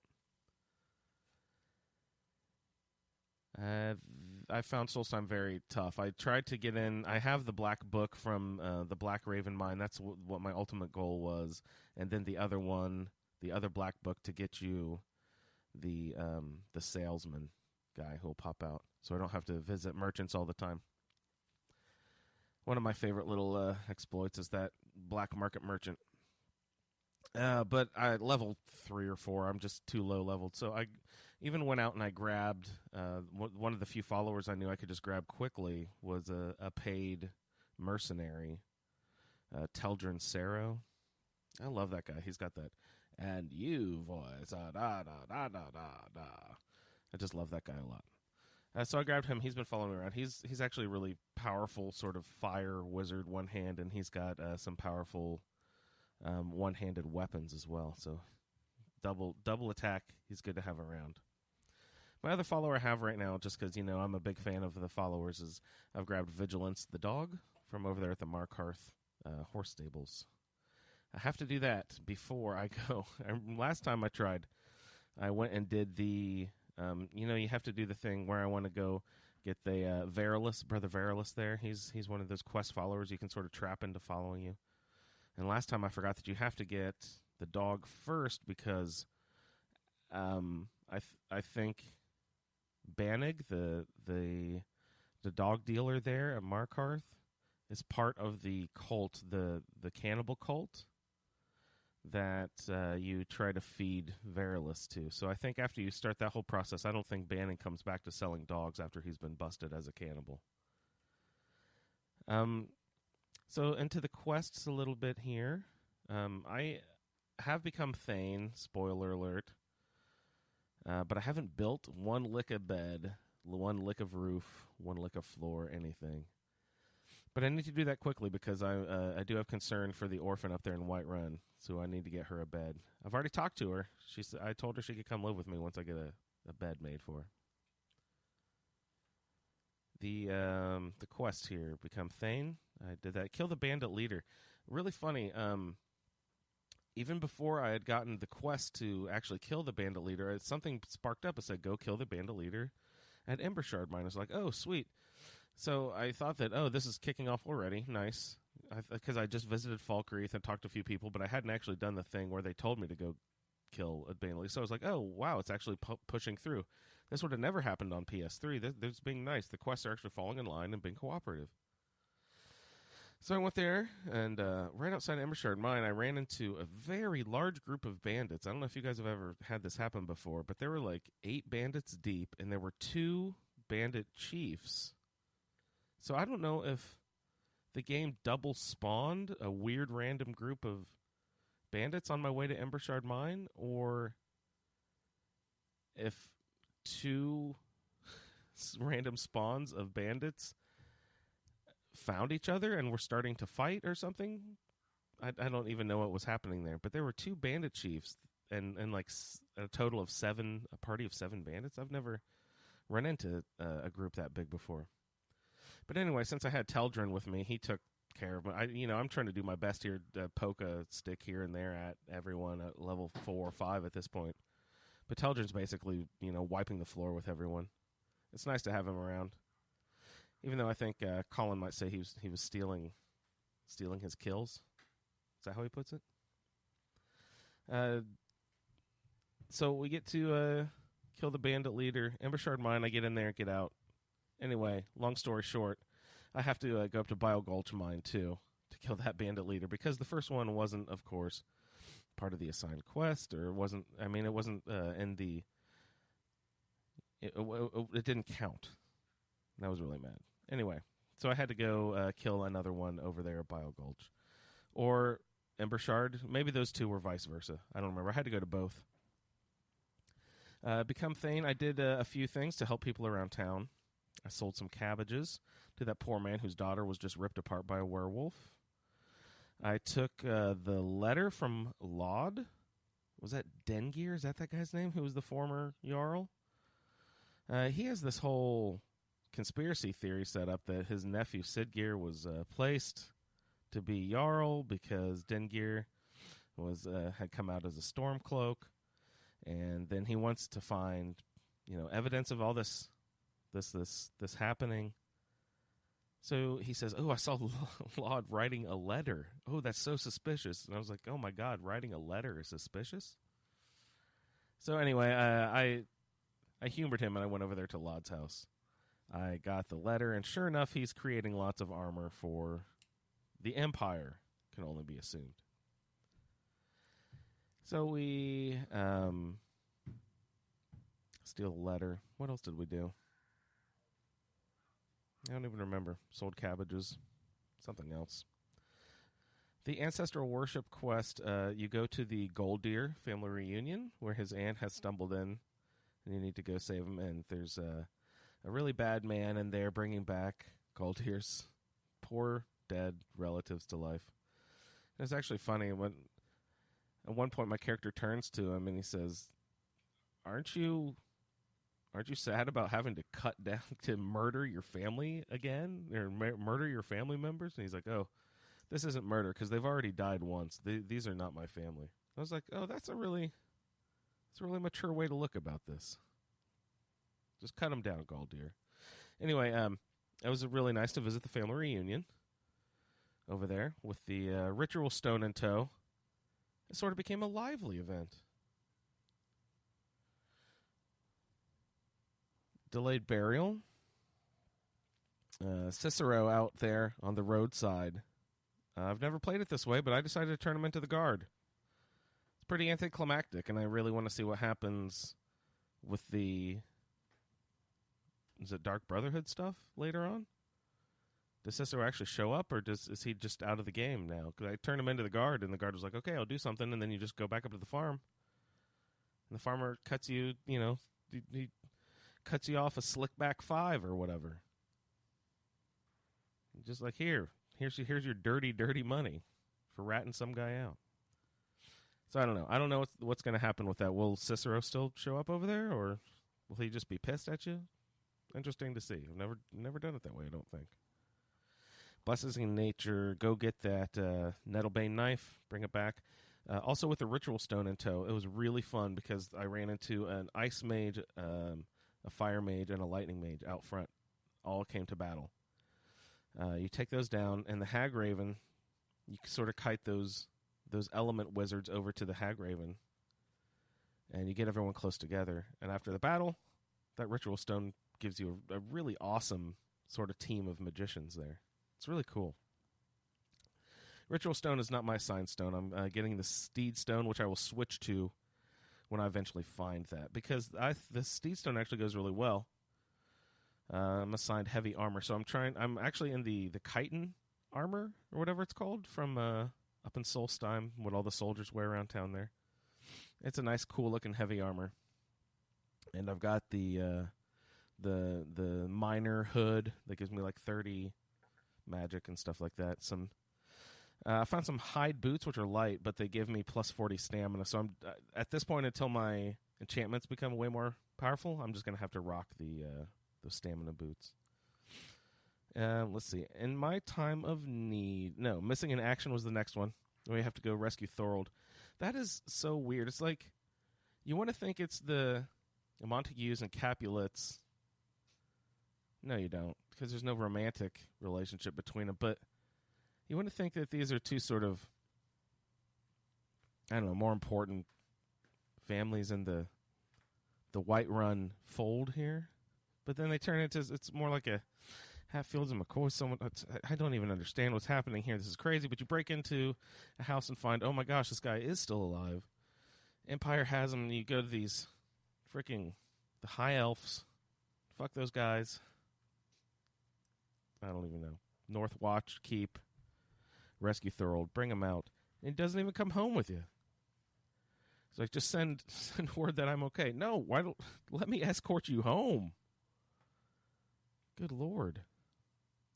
In my time of need, that one was supposed to be before missing in actions, but I could not get that one to start.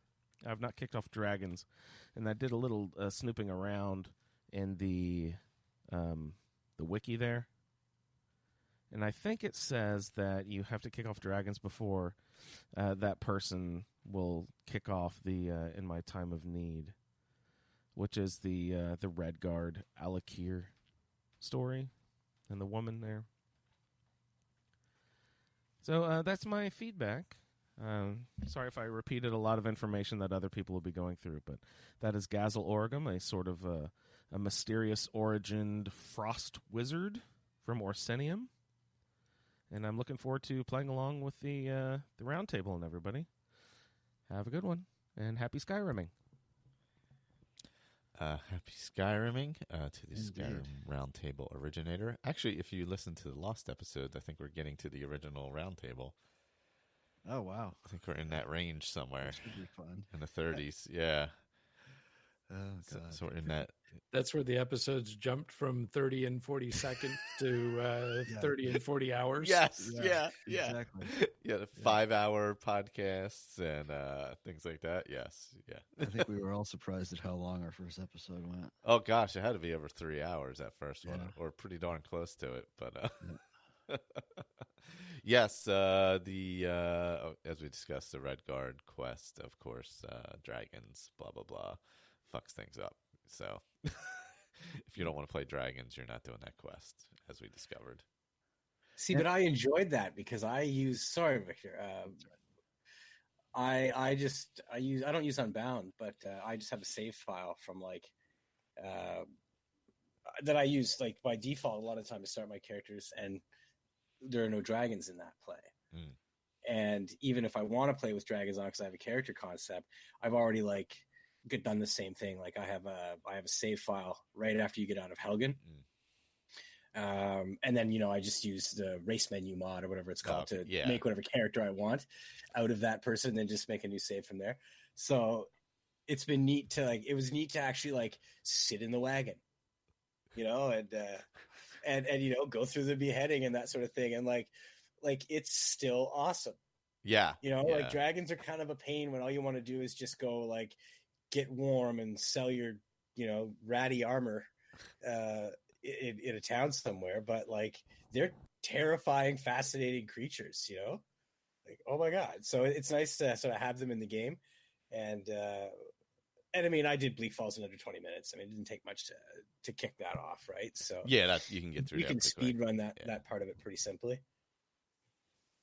So that was good. But yeah, so I personally I enjoyed that. It was actually as opposed to having an excuse to not do In My Time of Need, it gave me an excuse to actually play the game the way it was designed, sort of. Yeah. But if I remember correctly, Andrew's playing this on his Switch. Is he really? Interesting.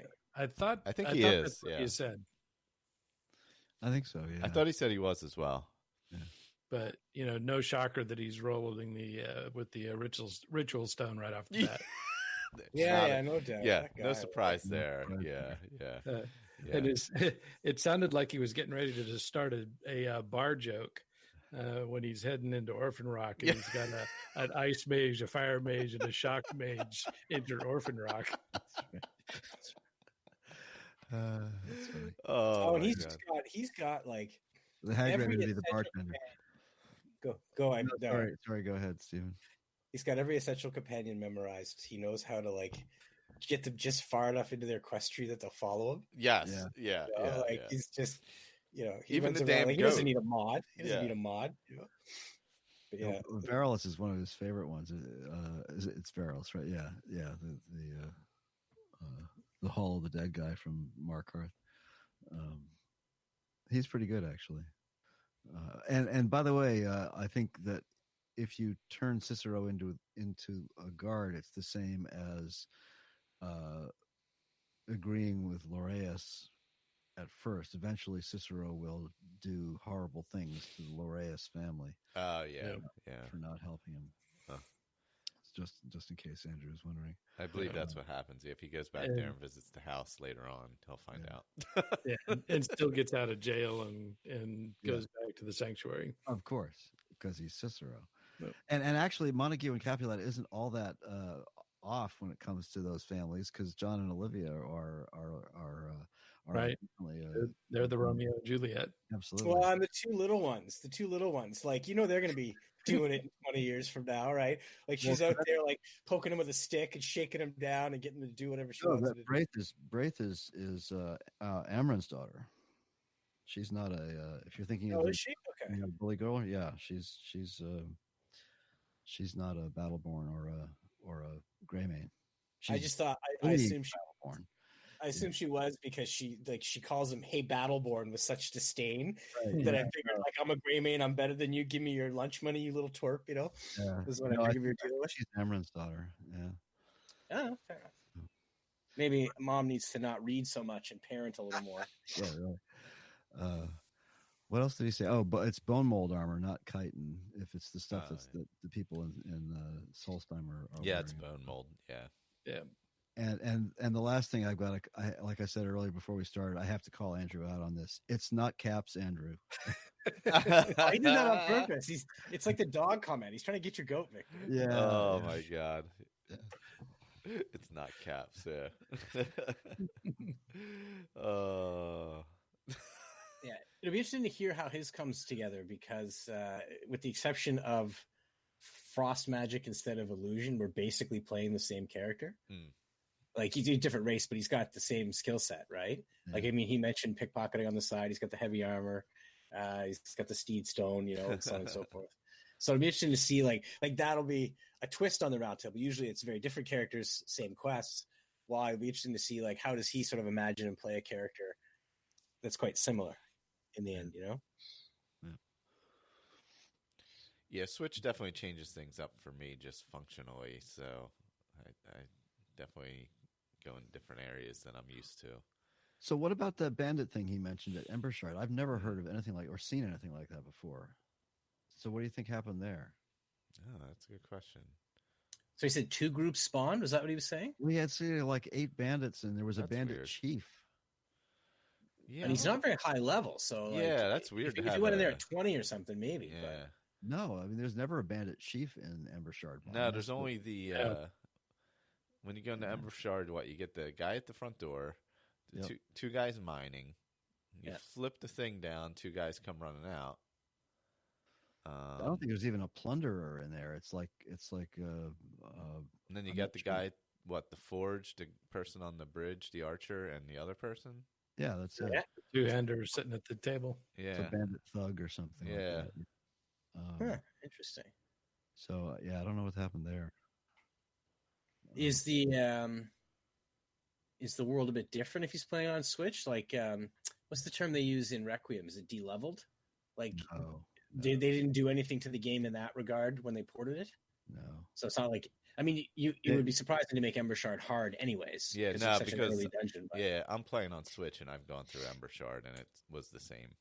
Yeah. Not the same as Andrew, but the same as it normally is. I mean, the graphics are tarted up a little bit, but they're not quite as nice as like SE on a PC, but they're better than vanilla original Skyrim. But beyond that, it's not. That's about it. Oh, graphics! Thanks for the tips on a Noble Skyrim, gentlemen, and the static mesh improvement mod. Awesome? Noble Skyrim's great, and Ray, 3D trees really is nice. I like the 3D trees and plants or whatever it's called. That's a great mod. Yeah. It's been fun to play with. I miss the big trees, I gotta say, but I really like the view of the trees. You know, they look more real. Yeah, I think that there's a few kind of anachronist, arboreal anachronisms with his, with his needles and stuff like that. But yeah, there's some really nice stuff, and I like the way he redid some of the plants too. They really look good. Damn it, Jim! I'm a coder, not a lumberjack. Yeah, well, you put pine needles on a fir, and I'll notice, but because the original Skyrim trees are pretty good that way. They did a decent job of putting the right needles on the right trees, and but it's still a great mod. It plays well with a lot of other mods. It really looks good, and it changes the whole look of the landscape really nicely. So yeah, I've been using it in an SE build I've been working on. So we'll see. There was a mod I was going to suggest for you, Stephen, and I can't remember. It's just all textures or meshes, so nothing that's going to mess with your build. I can't remember what it is now.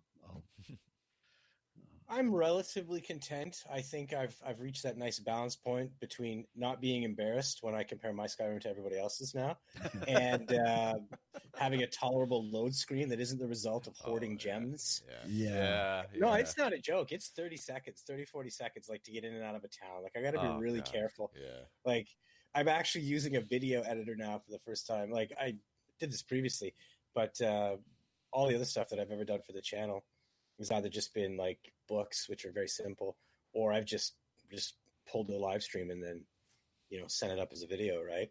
Yeah. So I'm actually like chopping out cutscenes and stuff like that, or pausing with Bandicam before I do it. It's that long. Yeah. But it's just, I sit there and then the doors open and you see like these brick streets and like the wrought iron bands on the doors like jump out at you, and all the wood is richer and more beautiful and everything. And I'm like, it's worth it. It's worth it. I'm just going to learn more game tips. I'm just going to see combination of SMIM and Noble Skyrim. It's really nice. It really makes things look good.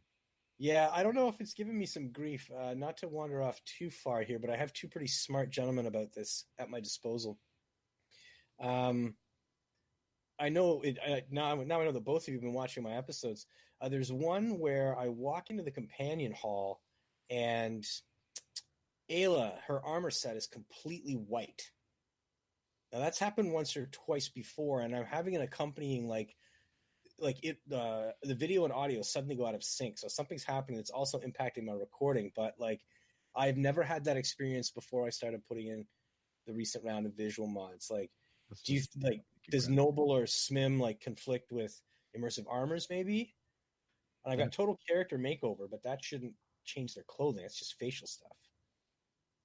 No, if everything's going wacko, it sounds more like you're just running out of memory. I don't know what your graphics card is, if you're running out of graphics memory. Because normally if you have texture issues, they turn purple, not white. Yeah, if it's something missing. Yeah. Well, it's sort of it's a very vaguely like pale powder blue kind of like it's basically it looks white with like a slight sort of hint of blue in the sheen or whatever. But it's I don't know. It's midway through because that was a fantastic editing job I had to do on that episode. But yeah, if you have a screenshot of it, because I haven't watched all of the episodes yet, so. Sorry, I got sucked into Far Cry 5, so I've been like totally immersed in that. Okay, I've been playing SimCity for 2 weeks. I haven't done anything in Skyrim. Well, actually, I've been playing Skyrim, but nothing for Clea. So forgive it. But, anyways, I tossed out. Maybe we could talk. I don't want to get bogged down in. We'll do a mod talk sometime in the next week or so, and we can dive into that. Maybe if you we're gonna do crafting mods, and Ray is doing like orcish hearthfire or something. But I'm looking forward to hearing about that. Me too, because I've had that in a couple of loadouts, and I've never actually used it. So I'm really interested in hearing about that. I'm really excited because I'm gonna get beyond my comfort zone as a result of this particular episode that we do. I'm sure of it because I've probably been running the same 4 or 5 crafting mods or crafting related mods sort of since I really since Steam days, since Steam Workshop, right? Because there was just things I wanted to be able to do, and they just sort of sit there now. That's just it. Might as well be base game for me. Right. But I don't go out and look for new ways to make shiny things or whatever. So that'll be an interesting one. Don't spoil it necessarily, but to hear some of the stuff that you two are using and how that's impacting your game. Cause I love a good crafting system. I mean, you could just sell me the crafting system for half the MMOs out there and I would do it, Yeah, no, I agree with you 100%. It's my crafting and living in the world, anything survival crafting. I'm down with it. Yeah. All right. Well, we'll schedule. We'll come up with that sometime within the next week or so. Maybe we can get Colin to join in too on a Sunday or something. You said we'll talk about that off air anyway. Yeah. No, mornings. His schedule works well. The 10 a.m. or whatever it was on Sundays. That's fine. See, now we've teased it, so it has to happen, gentlemen. That's right. Plus, I really want to actually have a conversation with Colin. He's this international man of mystery who F-bombs all the episodes that I'm not in, basically. He's like a British sailor, or whatever. He's fantastic. It's going to get M for mature. We're going to get the E for excellent rating in that episode, I think, because he'll bring out the monster in me. But, I think he sounds like he's a great guy. So I'm really looking forward to, bantering with him or whatever and whatnot. But, there we go. There we go. Yeah, no, I know nobody can see this who's listening, but we got an amazing beard party going on here. It's true. I was thinking that earlier too. Yeah. We got some beards. Imagine if Andrew was here with his remember that crazy beard he had in the photos? Yeah, monster beard. Yeah, that was amazing. That's his winter beard. Yeah.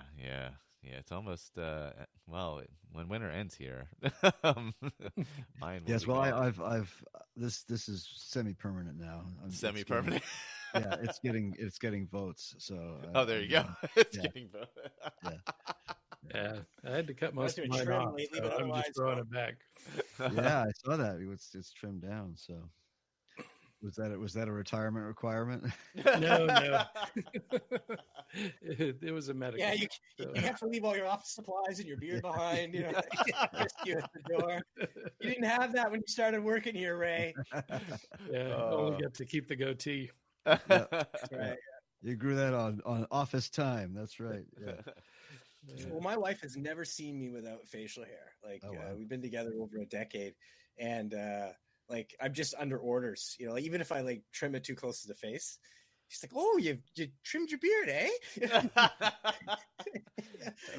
I mean, I'm not allowed to do the dwarven braided beard thing. That would be pretty amazing. That's my retirement plan. I'm gonna go full ZZ Top. The day that I don't have I'm not a hobo, right? I like to be neat, but the day that I don't have to cut my hair for business purposes or whatever, or keep my beard trimmed, that's it. It's amazing. all over. Oh gosh, you guys need to talk about some good beard mods also. There must be beard mods. There actually is. Gotta be. There is a dwarven beard mod. Oh wow! See, there we go. Yep. That's true. But nothing beats the Bellathor lamb chop, anyways. Yeah. Oh, you know what? I just remembered. Was it Kathleen or Michelle that posted about it? The Skyrim cookbook. official Skyrim cookbook came out? Yeah, Or yeah, Elder yeah. Scrolls? I'm sorry, Elder Yeah. Scrolls cookbook was it? Yeah, I found that on Twitter about 2 Yeah. episodes ago, but it's nice that she's actually launched it now. If Yeah, we somebody plugged that. has cooked anything in there and would like to tell us how it tastes, feel free. Well, where is it? I think you can buy it on Amazon. Oh, okay. Yeah, I think it's an actual book. All right. I will check it out. Yeah. Yeah, I might have to try some cooking in there. I assume like what is it? Why can't I remember any of the food now? Jesus. Sweet. I assume sweet there's rolls are in farm there. bread that you can bake. You can bake bread. Sweet and I hear rolls. there's honey. Yeah, honey. Mead. Lots of mead recipes. Yeah. I'll sous vide some horker. Horker. Yeah. That's right. Some horker. Horker Yeah. loaf. Yeah. Good luck with the horker meat. Finding that. Can you hunt walrus? Can you legally do that? Is that even allowed? If you're Inuit, probably yes, but otherwise, Yeah. no. Okay. Sure. Yeah. Fair enough. Yeah. Absolutely. Well, they eat the eyes out of the seals when they catch them, eh? Mm-hmm. It's like delicacy. It's a delicacy. It's actually the texture is. I don't know this firsthand, but the texture is. It's actually like sweet. It's like ice cream, like sort of like vanilla ice cream. I'm not gonna suck the inside out of an eyeball to confirm that for you, but that's what I've heard. I'm sure it's wonderful. And I wonder what magical, like, or alchemical skill you learn from doing that. You're like, prevention from cold, or whatever. That's right. No. So it'd be interesting to see what some of her substitutes are for that kind of thing. Exactly, like what's horker loaf, right? Yeah. What would you use for that? It's a good question.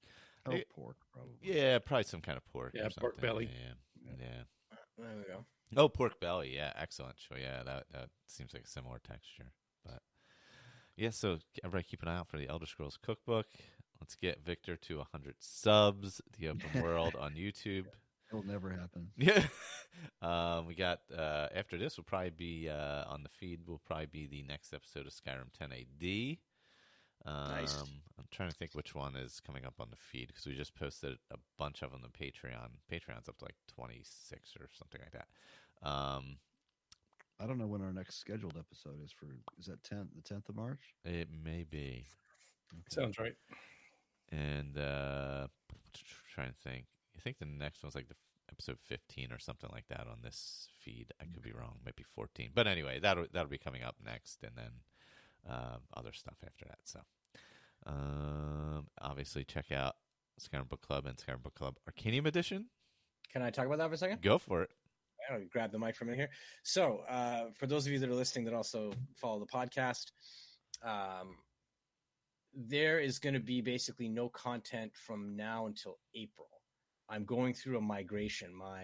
The 20 words is my arrangement or my contract with the current sort of server or web host that I was using expired on the 22nd of February, and I'm going to be moving the show to like a dedicated podcasting host because I feel like so few of the people that are listening to the show choose to engage with it through the website. And I've had a number of technical problems I won't bore people with, but basically I'm going to be migrating my content from where it currently is to an actual dedicated just podcast service provider. Like I just want it to just work. I'm going to pay someone the same amount of money and do that. So there'll be a gap in content for the next about 4 weeks while I go through that, because of course you always have a limited number of hours and stuff you can upload or data. So I want it to kind of be fully formed when it relaunches, and I will just be branding it as Skyrim Book Club again. I think that like Arcanium Edition was interesting, but that was also born of a technical problem. I basically hit the cap on my RSS feed or whatever, blah, blah. So what I intend to do is just leave it as Skyrim Book Club. So Arcanium Edition will sort of fold up. You've probably seen the last one there.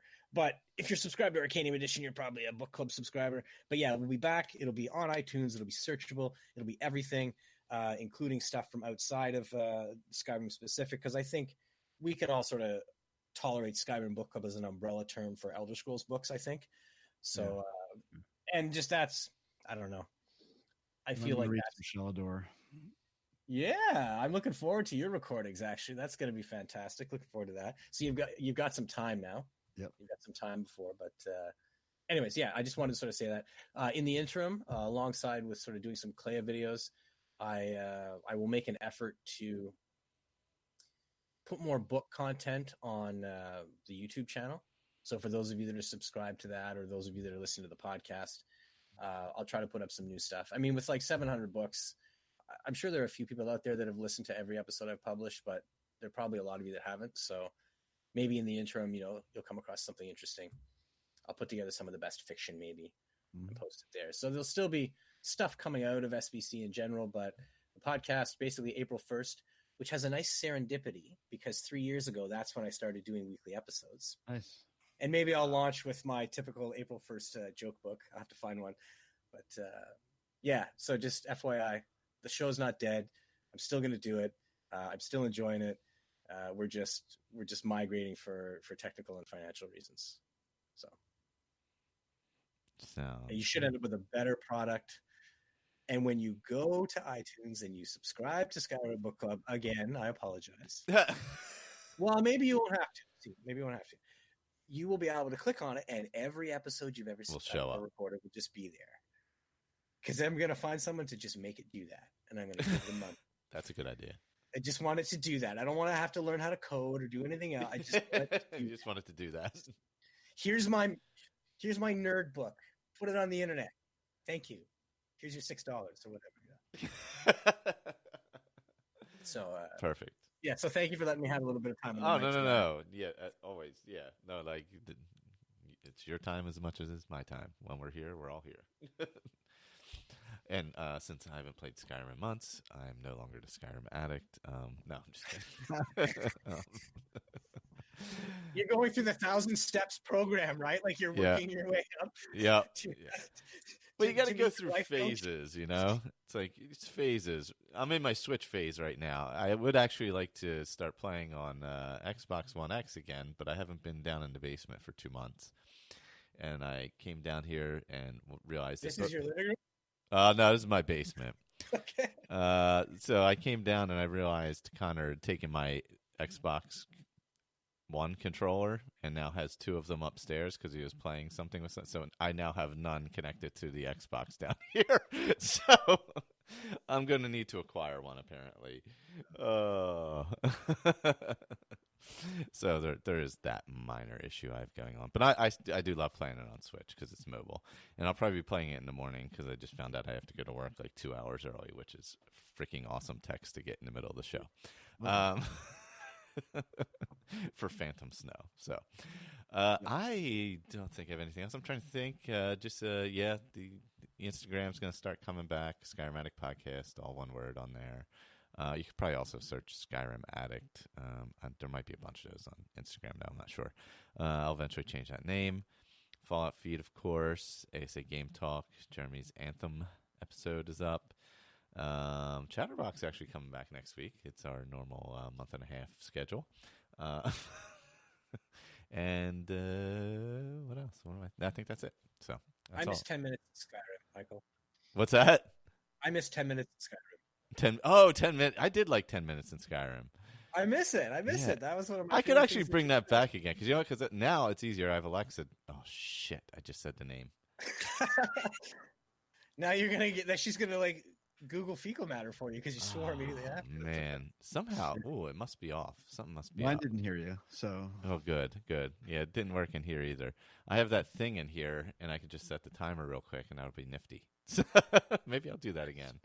That was fun. I do miss 10 minutes in Skyrim. That was a really fun idea. Just see what the hell happens in 10 minutes. Well, it's a little shot. Like you can do that on your coffee break. Yeah, exactly. It's not I like long form stuff, but what if I don't have an hour? You know, so I like that. I thought the concept was really good. So cool. That was a long time ago. It's on YouTube if anybody wants to find it. I will not say it's the highest quality video. I think I used the Elgato and a 360 at that point.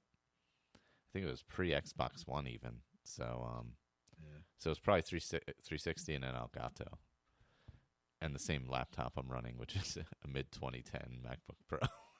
in pristine 640 by 480 glory. Yeah. So I Beautiful. mean, take The it. coins are square. That's how pixelated it was back in the day. Right? Yeah, I don't even think I had my PC yet when I was doing that. So I mean, I may have, but I don't think I did. So Try streaming to. Were you using OBS or just the Elgato software? No, you know what was I using? What was the other thing that was out then that everybody was using? What's that? Fraps? No, XSplit. XSplit. That's it. Yeah. That's what I was using. If you're willing to pay for it, OBS is free. Yeah. Well, I think at that point, XSplit was. This was a while ago, so it was cheap or something, or there was like a trial or something. Yeah, they've gone sub now. Yeah. This was prior to that, so yeah. So I was using the Elgato with that, I believe. So I don't know what I would have to watch it to see what kind of quality we're talking about. Probably not fantastic, compared to what's happening now. So. But that's been another grand edition of Skyrim Addict podcast. Yeah, it was fun. It's good. Good feedback. Yeah, fantastic. If anybody else has feedback, still plenty of time to get it in. Just roll with us as we go. Yeah. You don't need to like even if you have episode 1 feedback after episode 2, no big deal. You catch on when you catch on. Or if it's just 3 years down the road and you want to send feedback about it, go ahead. Perfectly fine. I mean, I may forget to see your email. I may miss your email and forget to reply, like we've learned earlier. But we do appreciate the feedback either way. All right. No reply to email does not mean that we didn't get your email. Yes, exactly. Feedback. That's right. It just means you sent it in January when I was away most of the month, and I totally missed it, which is actually what happened. I think it came in on the weekend I did the double marathon. So to be fair, that's what happened. So there is that. I'll blame it on that. We're going to go with that. That was the problem. Perfect. There you go. All right, everyone. That's all I got. See you guys. Good night. Night.